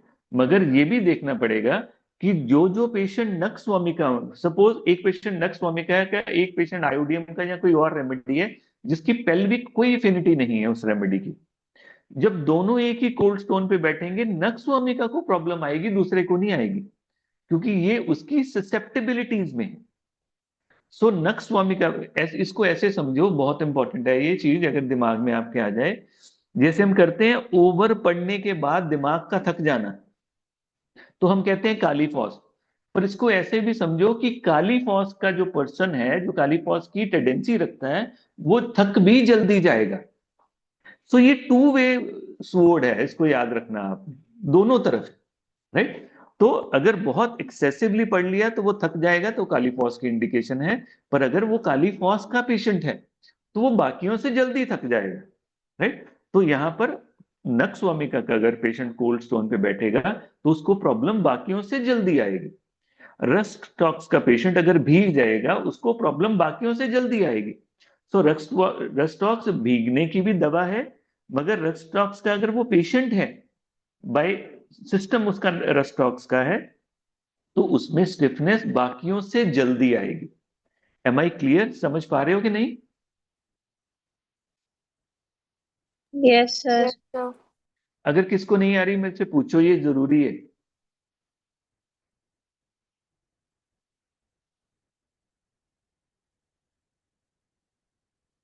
एनीबडी क्लियर है? चलो, राइट। एक तो पेल्विक इंजेक्शन, उसके बाद देखो क्या है, नर्वस सेंसिटिविटी। हमने क्या पढ़ा है, इनकी एजी है nerves. The shock, the cold shock, it irritates the nux hypersensitive nerve which causes the spasms, cramp, colic and pipes। तीसरी है ठंडा होना, क्योंकि नक्स स्वामिका कैसा है, वो ठंडा है अंदर से। तो नक्स स्वामिका has a marked chilliness, get cold very easily, worse from least exposure. देखो जो मैं बात आपकी कर रहा था यहां पर वो कंप्लीट हो रही है। तो sitting on the cold surface, a direct modality that aggravates their natural cold sensitivity. So ठंडे पर बैठने में पेल्विक कंजेशन होएगी, पर नक्स स्वामिका के पेशेंट में वो पेल्विक कंजेशन बहुत जल्दी हो जाएगी, क्योंकि वो उसकी सेंसिटिविटीज रखता है, राइट। सपोज किसी का हार्ट वीक है तो वो कैक्टस के सिम्टम बहुत जल्दी एक्सप्रेस करेगा, ये वो वाली बात है। तो उसके बाद एलन की नोट क्या लिखता है, उसके बाद एलन सर लिखते हैं, one of the best remedies with which to commence the treatment of cases that had been drugged by mixtures, bitters, vegetable pills, nostrums, or quack remedies, specially aromatic, or hot medicines, but only if symptom corresponds। देखो क्या क्या, दोबारा से पढ़ते हैं इसको। One of the best remedies in which to commence treatment of the cases that had been drugged by mixtures, bitters. Bitters क्या होते हैं?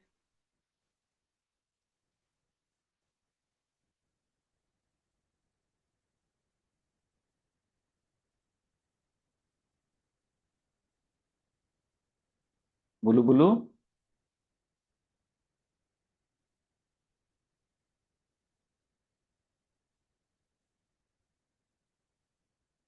चलो, bitters, vegetable pills, nostrum or quack remedies, especially aromatic or hot remedies, but only if symptom correspond। This is a very important line।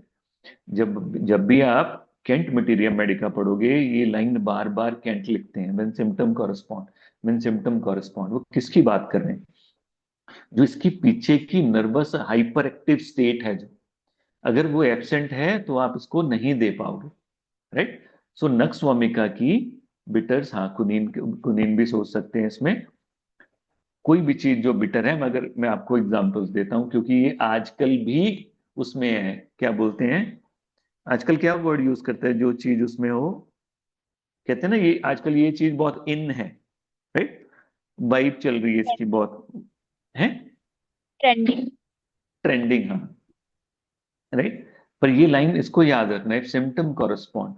ऐसे ही अगर homeopathic over medicine दी हुई है तो remedy सीपिया होती है, तो ऐसे ही इसमें nux vomica.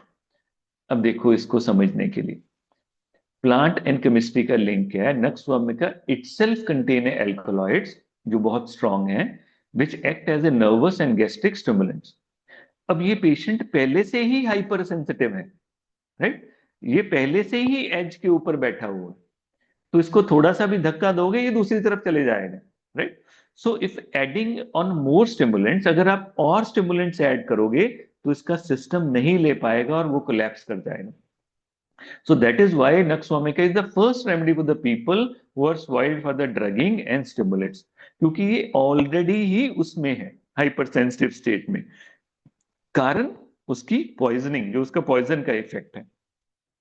Now imagine a patient who has been taking years of digestive tonic, slimming pills or slimming teas, painkillers and energy drinks. वो पहले ही अपनी स्टमक को र्यून कर सका है। The stomach is ruined, nerves weak, sleep disturb, the first prescription is not to act deep.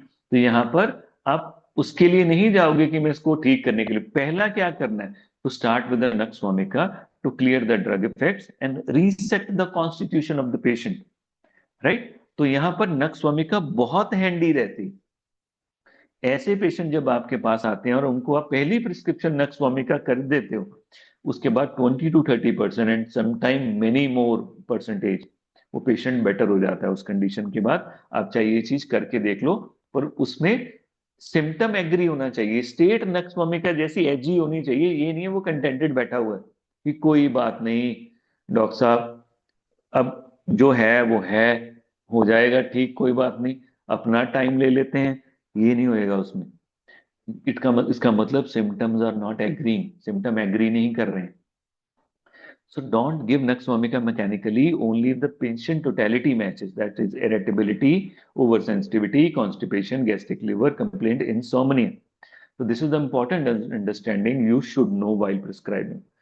पॉलीक्रिस्ट कब देनी है, स्मॉल में बाद में बताता हूं इसको। अब न्यू एज रेलेवेंस इसकी क्या है देखो। अब जो उन्होंने वर्ड यूज किए मैं आपको बताता हूँ कहाँ यूज होता है। जैसे प्रीवियसली अल्कोहल बेस्ड सिरप्स होते थे ओपीएम और कैफीन के साथ, मगर अब क्या होते हैं, अब अल्कोहल बेस्ड टॉनिक्स हैं बी कॉम्प्लेक्स के साथ, एनर्जी टॉनिक्स एंड सिरप्स। ऐसे ही डाइजेस्टिव टॉनिक हैं विद हाई अल्कोहल कंटेंट, आज भी मिलते हैं रूरल इंडिया में, बाकी जगह बैन है। कॉस्कोपिन कफ सिरप आता है, कॉस्कोपिन कफ लिंटस नहीं, कौन सी आती है यार जो नशे में यूज होती है, कोरल, कोरेक्स, जैसे कफ सिरप आता है उसमें ना कोडीन होती है, कोरेक्स। अल्कोहल और सूडोएफेड्रिन, सूडोएफेड्रिन भी नशा करती है, स्लो कर देती है, अल्कोहल भी और उसमें कोडीन भी है। ये सारी चीजें सिस्टम को स्लो कर देती हैं, नशा देती हैं, राइट। ऐसे ही पेस्ट, आपको मालूम है पेस्ट भी आती है जिसमें टैबैको होता है।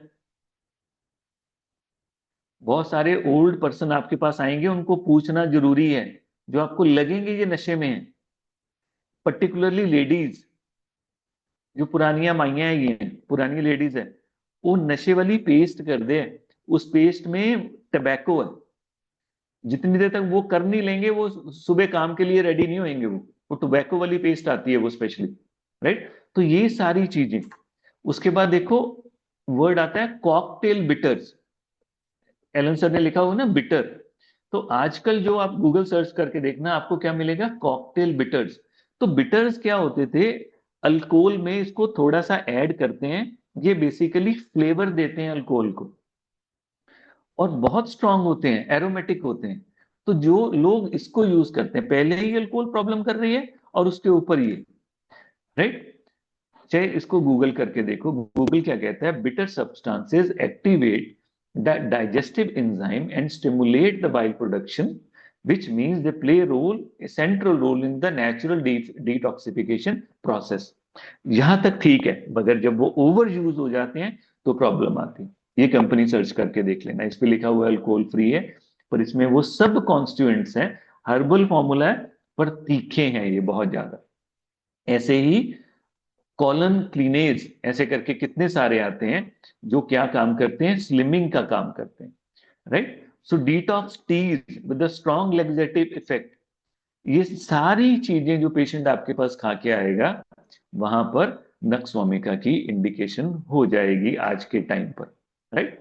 सो जो मल्टी क्योर्स करते हैं, herbal syrup claiming to cure diabetes, liver, piles, infertility all in one, right? Weight loss supplements, promising miracles, immunity booster that combine 10 to 20 herbs, जैसे मैंने आपको बताया। So online marketed powders or pills with no regulation, वो वाली चीजें। So bitter then are detox tea now। जो biters थे वो आज बिटर्स क्या हैं, डिटॉक्स टी हैं। जो वेजिटेबल्स पिल्स थी पहले एलन के जमाने में, आज क्या है, वो स्लिमिंग लेक्सेटिव्स हैं। तो आपको आज के हिसाब से चलना पड़ेगा, राइट, आज के हिसाब से देखना पड़ेगा। तो अगर आपने अपने में से नक्स्वामिका को ढूंढना है तो क्या ढूंढोगे? वो drink 5 cups of coffee to study, energy drinks लेता है, पैरासिटामोल खाता है हेडेक के लिए, स्पाइसी जंक फूड खाता है, लेट नाइट्स वर्क करता है, 3 बजे उठ जाता है, कॉन्स्टिपेटेड है, इरिटेबल है, एंड ओवर सेंसिटिव है। So then you don't need to study नक्स्वामिका, यू आर द साक्षात नक्स्वामिका। अगर ये चीजें आप में हैं सारी की सारी, तो ये क्रक्स है नक्स्वामिका का। उसके बाद एलन लिखते हैं कन्वर्जन विद कॉन्शियसनेस, ये हम कर चुके हैं, पेन टिंकलिंग स्टिकिंग ये भी कर चुके हैं। टेंडेंसी टू फेंट from order in the morning after eating and after every labour pain. देखो इसको समझो, चलूं आगे? ऐसा तो नहीं लग रहा कि थक गए?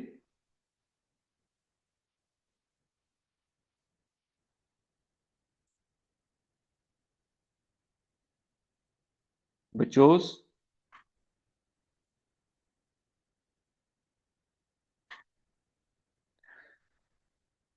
कोई है?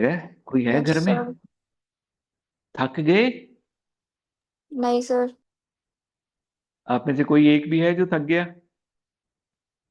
नो। चलो इसको थोड़ा सा करते हैं, फिर मैं इसको ब्रेक करता हूँ। हाँ थोड़ा सा, बिल्कुल बिल्कुल। कॉफी पियो, नेक्स्ट मम्मी का बनो। थोड़ा सा करते हैं इसको, फिर आगे ब्रेक करते हैं, बाकी एंड उसका बाद में कर देंगे। आप फिर दोबारा से पढ़ना नक्सोमिका को, you will find every time आप पढ़ोगे आपको फिर न्यू मिल जाएगा। सो नक्सोमिका में हमने पढ़ा था कि कॉन्शियसनेस प्रिजर्व है, पेशेंट नो क्या हो रहा है, राइट। ट्रिगर होता है पर हम anger, emotional touch, movement. Conversion कैसे है? Tight, rigid, spasmodic, every muscle is resisting. Over sensitive है, छोटे स्टिमुलस से मैसिव रिएक्शन आता है, ऐसे जैसे टाइटली वूंड स्प्रिंग हो, बाउंड स्प्रिंग हो, जो बिल्कुल बाउंड करके रखा हुआ। Snapping under pressure but still aware, वो सारी की सारी पेन उसमें है। अगर आपने इसको डिफरेंशिएट करना है रेमेडी से, तो यहां से भी डिफरेंशिएट कर सकते हो। देखो इसी में रेफरेंस साइक्यूटा का है, जहां पर कॉन्शियसनेस लॉस्ट हो जाती है ड्यूरिंग स्पैज्म, राइट। वहां पर कॉन्शियसनेस नहीं रहती। कन्वर्जन यहां भी टेरिबल है, वॉयलेंट है, ओपिस्टोटोनस होती है, मगर यहाँ पर साइक्यूटा में वो ट्रिगर होते हैं हेड इंजरी से, वो होते हैं सप्रेस्ड एरप्शन से, वो ट्रिगर होते हैं वॉर्म्स से, वो ट्रिगर्स होते हैं कंकशन से, राइट। कोई कंकशन हुई और उसके बाद आ गई, पर कैसे आते हैं? Explosive like nux vomica, right. तो अगर डिफरेंशिएट करना हो एक्सप्लोसिव कन्वर्शन पर उसमें बेहोश हो जाना, तो हमें क्या मिलेगा? क्यूप्रम। पर एक्सप्लोसिव कन्वर्जन मगर उसमें होश में रहना, then nux vomica, right. Explosive storm that blacks everything out, ऐसे ही क्यूप्रम में भी है, राइट। क्यूप्रम में कैसे है? More of a cramp, beginning in the fingers and toe spreading, ये पढ़ते हैं हम उसमें। और उसमें हम क्या पढ़ते हैं? ब्लू फेस, सफोकेशन, ये सारी चीजें पढ़ते हैं। वर्ड्स फ्रॉम टच ये भी है, पर worse from drinking water, suppressed eruption. तो ये कैसे है? Cramping iron grip that suffocates the system. इग्निशिया भी आप पढ़ोगे, नक्सवामिका जैसी ही है, सेम फैमिली से, पर इसमें क्या है? Hysterical conversion, right. तो यहां भी कन्वर्जन है, तो वहां ये कन्वर्जन ग्रीफ से आ रहे हैं, सप्रेस्ड इमोशन से आ रहे हैं, कॉन्ट्रडिक्शन से आ रहे हैं। कॉन्शियसनेस में रिमेन, रह सकती है, पर वो शो नहीं करेगी, इमोशनल ड्रामा, हिस्टीरिया, राइट, वहां पर वो सब फील कर रहा है। तो conversion often relief by crying and emotional discharge, जो कि नक्सवामिका में नहीं है। तो emotional lighting storm inside the body. तो कीवर्ड क्या रहेंगे नक्सवामिका का? Spasm with awareness. साइक्यूटिया का रहेगा वॉयलेंट बट अनकॉन्शियस। क्यूप्रम का रहेगा क्रैम्पिंग एंड सफोकेटिंग। इग्निशिया का इमोशनल, हिस्टेरिकल, ड्रामेटिक। तो आप उससे भी डिफरेंशिएट कर सकते हो, राइट। सो यहां तक बहुत है, लास्ट हम वो कल नेक्स्ट में हम करते हैं, नहीं तो ऊपर से निकलना शुरू हो जाएगा, क्योंकि everything is very important. Are you getting it बच्चोस? सर, हाँ, तो एक बार क्यूपरम की एम्बिशन और नक्स की एम्बिशन में बता दो थोड़ा सा फर्क। बिल्कुल डिफरेंट हो जाएगी उसकी। अभी पीछे मैंने आपको मैंने एक वो बताया था पेशेंट का। अ, अभी मेरे को फोन आया उसका कि he is much much better. उसका ना ये सारी की सारी जो लेफ्ट साइड है सारी वो कर रही है, नम हो गई, नर्वस सिस्टम इफेक्ट हो गया, और सिम्टम ऐसे लग रहे हैं जैसे कि स्ट्रोक आके चला गया। उसकी एक साइड ही रुक गई थी when he go to neurologist. और उसने बड़ी अजीब सी स्टेटमेंट दे दी कि छोड़ो, आप एमआरआई करा के क्या करनी है, अभी भी आपको कुछ हो सकता है, एमआरआई करवा लूं, हो सकता है उसमें कुछ ना है, और हो सकता है कि एमआरआई कराने के थोड़ी देर बाद ही आपको कुछ हो जाए। राइट। अब वो पेशेंट उसके बाद मेरे पास आया कि ये प्रॉब्लम हो रही है भाई, काम बड़ा खराब है, और वो मेरा पुराना नोन पेशेंट है। मैंने उसको पूछा चल क्या रहा है तेरी लाइफ में, अगर नर्वस सिस्टम एमआरआई वगैरह सब कुछ करवा लिया, सब कुछ कर लिया, नॉर्मल है तेरा, कुछ भी नहीं है प्रॉब्लम, तो बैकग्राउंड में क्या चल रहा है। तो व्हाट ही सेड कहना कि भैया, मैंने उसको बोला कि तू एक काम कर, तू एक बार कार्डियक इवैल्यूएशन करा ले। अब उसका बहुत अच्छा नोन है Naved Aslam. Right. He said कि अगर मुझे कार्डियक इवैल्यूएशन करानी है तो मैं नावेद असलम के पास जाऊंगा, मगर अगर नावेद असलम के पास गया तो अगर कुछ आ गया और उसने मुझे एडमिट कर लिया और ये बात मार्केट में चली गई, तो मेरा बहुत बड़ा सर्कल है, और जो मेरे बंदे जो मेरे पे डिपेंडेंट है उस सर्कल में, वो और लोगों को ढूंढना शुरू कर देंगे। वो मैं नहीं कर सकता। अगर वो मैंने कर दिया तो मैं जितनी एम्पायर मैंने बढ़ाई बनाई है, जो मैंने डेवलप की है, ये सब 1 मिनट लगेगा खत्म होने में। तो वो चीज मैं बर्दाश्त नहीं कर पाऊंगा, मैं उसको बेयर नहीं कर पाऊंगा। तो इसलिए डॉक्टर, आप ही करो, मुझे जो करना है जैसे करना है, I will not do that. मैंने कुछ नहीं कराना, मैंने एनजीओ नहीं करानी, मैं इन्हें ये नहीं करना। तो जैसे मैंने ईसीजी कराई तो वो मुझे कहता था तू घर भी ना जा, अभी करना है तेरे को, अभी कुछ हो जाएगा। कहता मैं बिल्कुल फिट हूँ, आप देखो मुझे क्या करना है। सिम्टम मेरे एंजाइना के भी हैं और सिम्टम मेरे स्ट्रोक के भी हैं, और लेफ्ट साइड मेरी नम है। अब यहाँ भी पेशेंट एम्बिशियस है, पर यहां पर एम्बिशन के साथ, अब फॉर एग्जाम्पल एक चीज समटाइम, अब क्या एग्जांपल दूं आपको मैं, एक समटाइम एक ही चीज को हमने डिफरेंशिएट करना है, उसके लिए हमें बाकी की टोटेलिटी साथ में चाहिए। अब यहां पर वो पेशेंट क्या बात कर रहा है, is not talking about his sensitivity, is talking about the structure, जो मिनरल्स का स्ट्रक्चर है। और उसमें उसका स्ट्रक्चर क्या है, वो परफेक्ट है, वो अपने सारे काम कर चुका है, मगर अब ये स्ट्रक्चर खराब नहीं होना चाहिए। अब मेरी हेल्थ के कारण ये स्ट्रक्चर में थोड़ी थोड़ी प्रॉब्लम्स आ रही हैं, अगर ये प्रॉब्लम बढ़ गई तो मुश्किल हो जाएगी और मेरा सिस्टम नुकसान में चले जाएगा। राइट। तो इसका मतलब हमें इसमें क्या चाहिए, इशू क्या है, insecurity, insecurity of the financial aspect.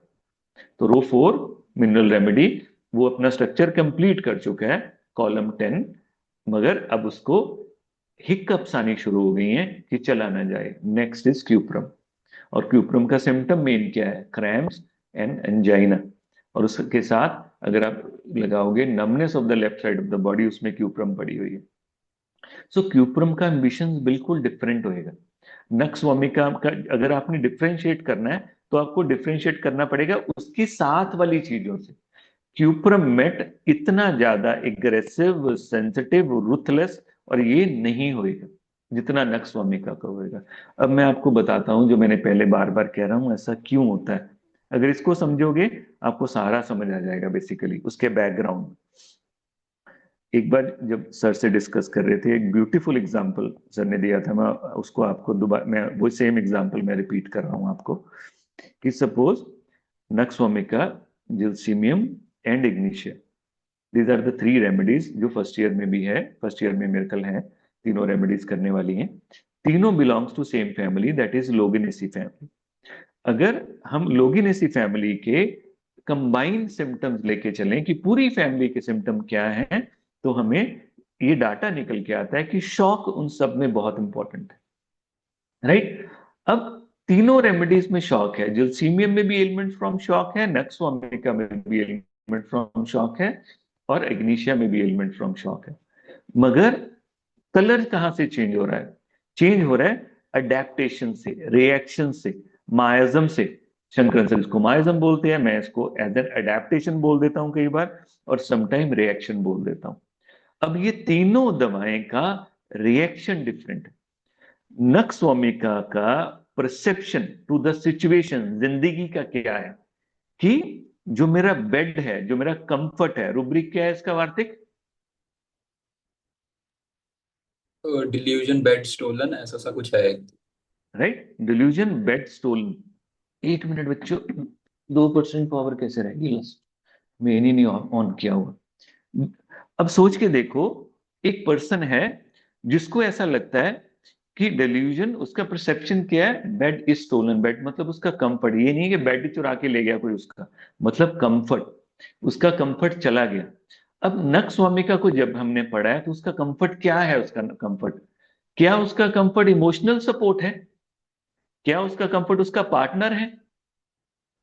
क्या उसका कंफर्ट उसका बेस्ट फ्रेंड है? कि उसका कंफर्ट पैसा है, स्टेबिलिटी है, बिजनेस है, काम है? क्या है उसका?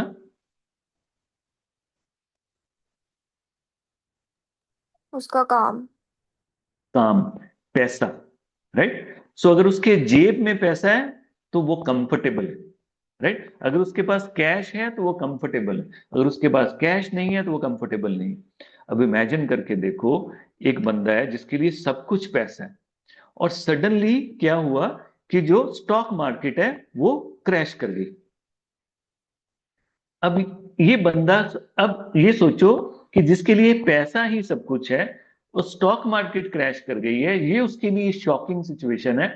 ये बंदा कैसे रिएक्ट करेगा? इमेजिन करो, चलो बताओ।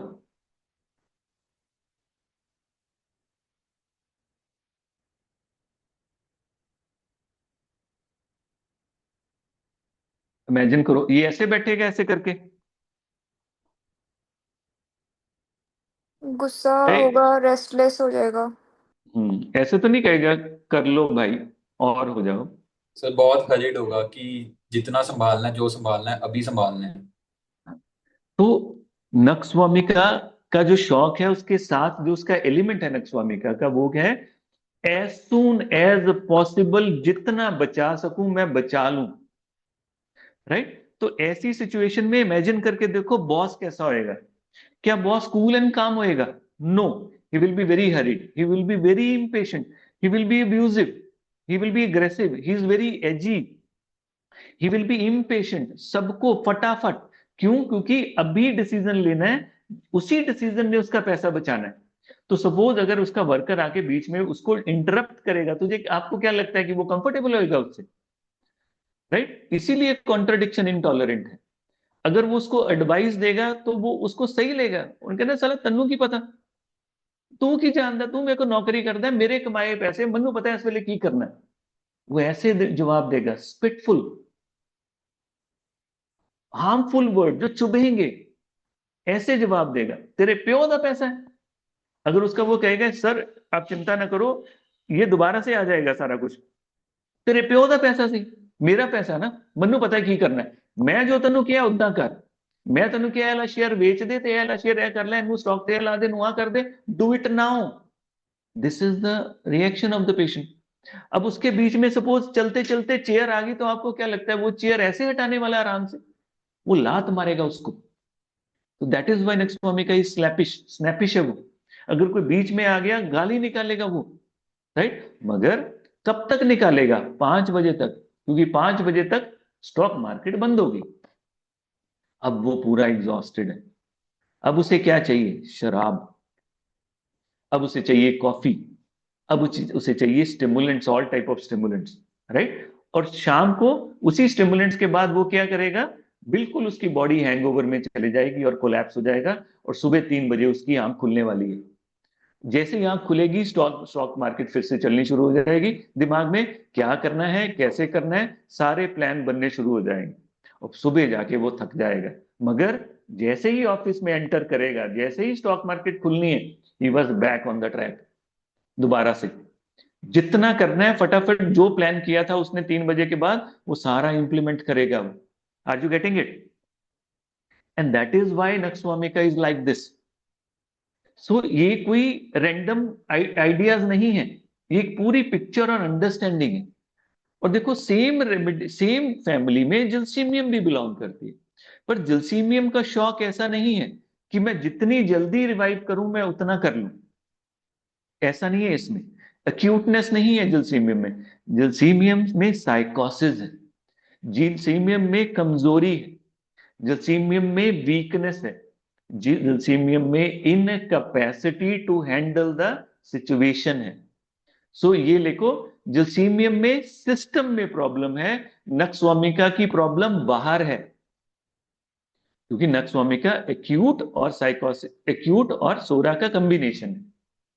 तो इसीलिए नक्सवामिका की प्रॉब्लम बाहर है, मगर जलसीमियम की प्रॉब्लम इनकैपेबिलिटी है। स्टॉक एक्सचेंज उसने नहीं गिराई, वो मार्केट की सिचुएशन है, राइट।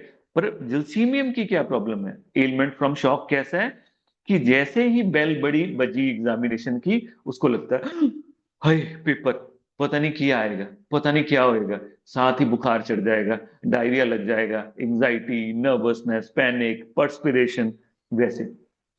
तो यहां पर शॉक क्या दे रहा है?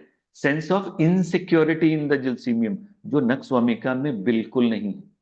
तो इसीलिए सेम फैमिली को बिलोंग करती है, पर क्योंकि उसकी अडेप्टेशन अलग है, उसका प्लांट अलग है, उसका सर्वाइवल इंस्टिंक्ट अलग है, तो जलसीमियम का पेशेंट ऐसे रिएक्ट नहीं करेगा। तो जलसीमियम का पेशेंट जैसे ही उसके सामने पेपर आया, हो सकता है वो फेंट ही हो जाए वहां पर, वो कोलैप्स ही कर जाए वहां पर, हाथ पैर कांपने लग जाए, ऐसा आएगा। Are you getting it? अब उसके बाद देखो इग्निशिया, वो भी सेम फैमिली को बिलोंग करती है, बिल्कुल सेम फैमिली लोगिने से, उसमें भी शॉक है, राइट। सब कुछ सेम है, और यहां तक उसमें भी स्ट्रिचनियम है, पर उस क्वांटिटी में नहीं है, उसके केमिकल कॉम्बिनेशन में थोड़ा सा फर्क है। मगर उसका प्लांट कैसा है?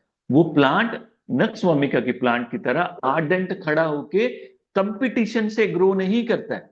इग्निशिया का, इग्निशिया का प्लांट कैसा है? जो किसी और प्लांट का सहारा लेके ग्रो करता है। इमेजिन करो वो सहारा चला जाए।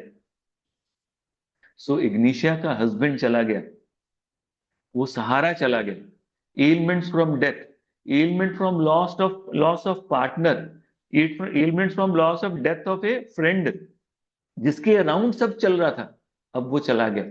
ये जिलसीमियम का शॉक है, और जिलसीमियम का शॉक मच डीपर है, क्योंकि जिलसीमियम में, फॉर इग्निशिया का शॉक मच डीपर है, क्योंकि जिलसीमियम में अगर सप्ली आ गई, पेपर 6 महीने बाद हो जाएंगे, नक्सवामिका का पैसा दोबारा से कमाया जा सकता है, पर इग्निशिया का हस्बैंड वापस नहीं आने वाला, जो एक बार चला गया चला गया, now this is for life.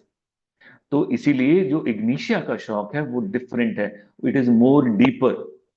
इसीलिए इग्निशिया का response to the shock is, I need to be in control in a sudden shocking situation, क्योंकि मैंने अपने बच्चों को पालना है।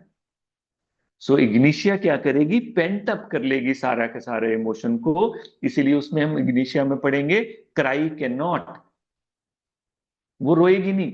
रोएगी इसीलिए नहीं, अगर वो रोई तो वो बच्चा देख रहा है, उसका क्या करना।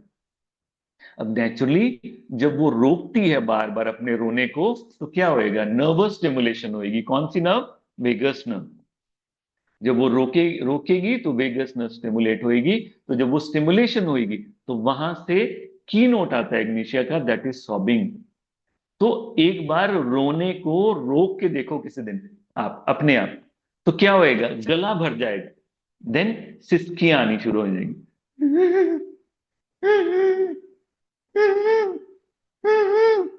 ये इग्निशिया में आएगा, राइट। तो इसलिए सेम फैमिली है, राइट, सेम ग्रुप है उसके पीछे, मगर variation of the strategy and survival instinct of the plant, and the difference in the chemicals, and the difference in the adaptation of that plant and personality, it change everything, और वो picture बना देती है। So once you understand that, then आपको रट्टा मारने की जरूरत नहीं है कि नक्सवामिका कैसा होएगा, ल्यूसीमियम कैसा होएगा, और इग्निशिया कैसा होएगा। It will be in A flow. तो मटीरिया मेडिका जिंदा हो जाएगा, राइट। और एक बार ये जिंदा हो गया तो दोबारा से ये मरता कभी नहीं है, अगर आपने एक बार जिंदा हो गया। Am I clear? Yes sir. समझ आया?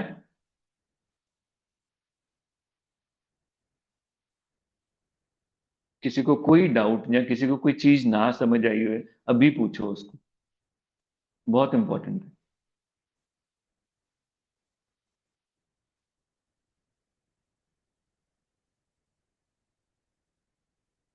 राइट?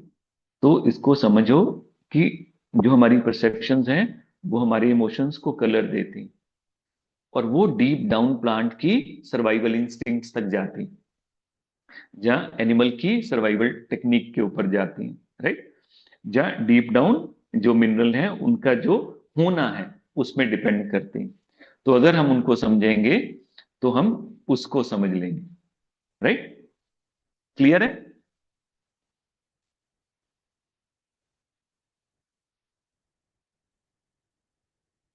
क्लियर है बच्चों? Yes sir. चलिए, यस आज के लिए आज के लिए हम इतना ही करते हैं, और नेक्स्ट टाइम हम कोशिश करेंगे कि नक्सवामिका को कंप्लीट कर लें। और आप में से सभी ने पढ़ी है नक्सवामिका जाके, first year second year? Yes sir. अब इससे एक स्टेप आगे जाना है आपने। डॉक्टर साहब नैश है ना? नहीं है, चलो एलन पे ही रहना है। राइट? और इसको but they know how to read Nash, उनको बताया हुआ नैश, ठीक ठीक ठीक है, फिर गुड है।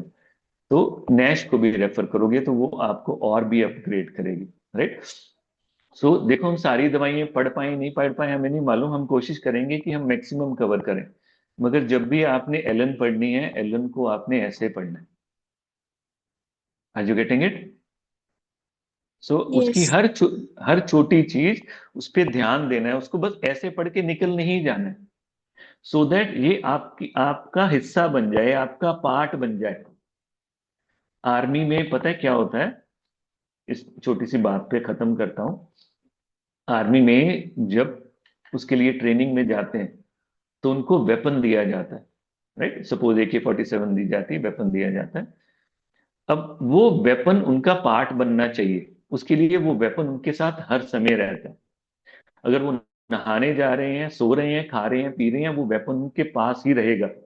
और अगर उस ट्रेनिंग में आपने वो वेपन को छोड़ दिया और किसी ने उसका फायरिंग पिन निकाल दिया, तो वो खत्म हो जाएगी आपकी ट्रेनिंग, आप डिस्क्वालीफाई हो जाते हो एज ए कमांडो। राइट? तो वो कहते हैं कि थोड़ी देर बाद जब वो 6 महीने वो वेपन को ऐसे साथ रखते हैं, तो वेपन उनकी बॉडी का पार्ट बन जाता है।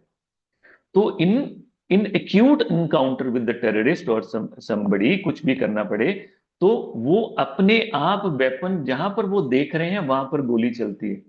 मतलब वो उनकी बॉडी का पार्ट बन गया, क्योंकि उनको वैसे रखा उन्होंने, हर समय अपने साथ रखा। तो ऐसे अगर आप मटीरिया मेडिका को, उसकी अंडरस्टैंडिंग को अपने साथ रखना शुरू कर दो, आपकी आपकी नजर का पार्ट बन जाए, तो आपके दोस्त लिविंग एग्जाम्पल बन जाएंगे मटीरिया मेडिका के, आपके फ्रेंड्स लिविंग एग्जाम्पल बन जाएंगे, आप बन जाओगे, मैं बन जाऊंगा, हर हर बंदा आपको समझ आने लगेगा। देन जो मास्टर्स कहते हैं, एक मास्टर ने लिखा हुआ है, remedy came in and goes out of your clinic. वो कहते हैं दवा आपकी क्लिनिक में आती है और चली जाती है, आपने पहचानना है उसके सिर्फ आने से और जाने से। जैसे आप अपने दोस्त को पहचान लेते हो पीछे से कि हाँ ये मेरा दोस्त जा रहा है। क्यों पहचान लेते हो? क्योंकि आप उसके साथ उसके संग रहे हो, आप उसकी हर चीज को जानते हो, उसकी आहट को जानते हो, उसकी चाल को जानते हो, उसकी ढाल को जानते हो, उसके बात करने के ढंग को जानते हो, उसकी फ्रेग्रेंस को जानते हो जो परफ्यूम यूज करते हो। Are you getting it? So उसी तरह मटीरिया मेडिका को भी जाना जा सकता है। One if you do that, then ये सब कुछ आपकी आगे की जर्नी बहुत इजी हो जाएगी। Am I clear? Anybody want to add something? Doctor साहब कुछ कहना चाहोगे?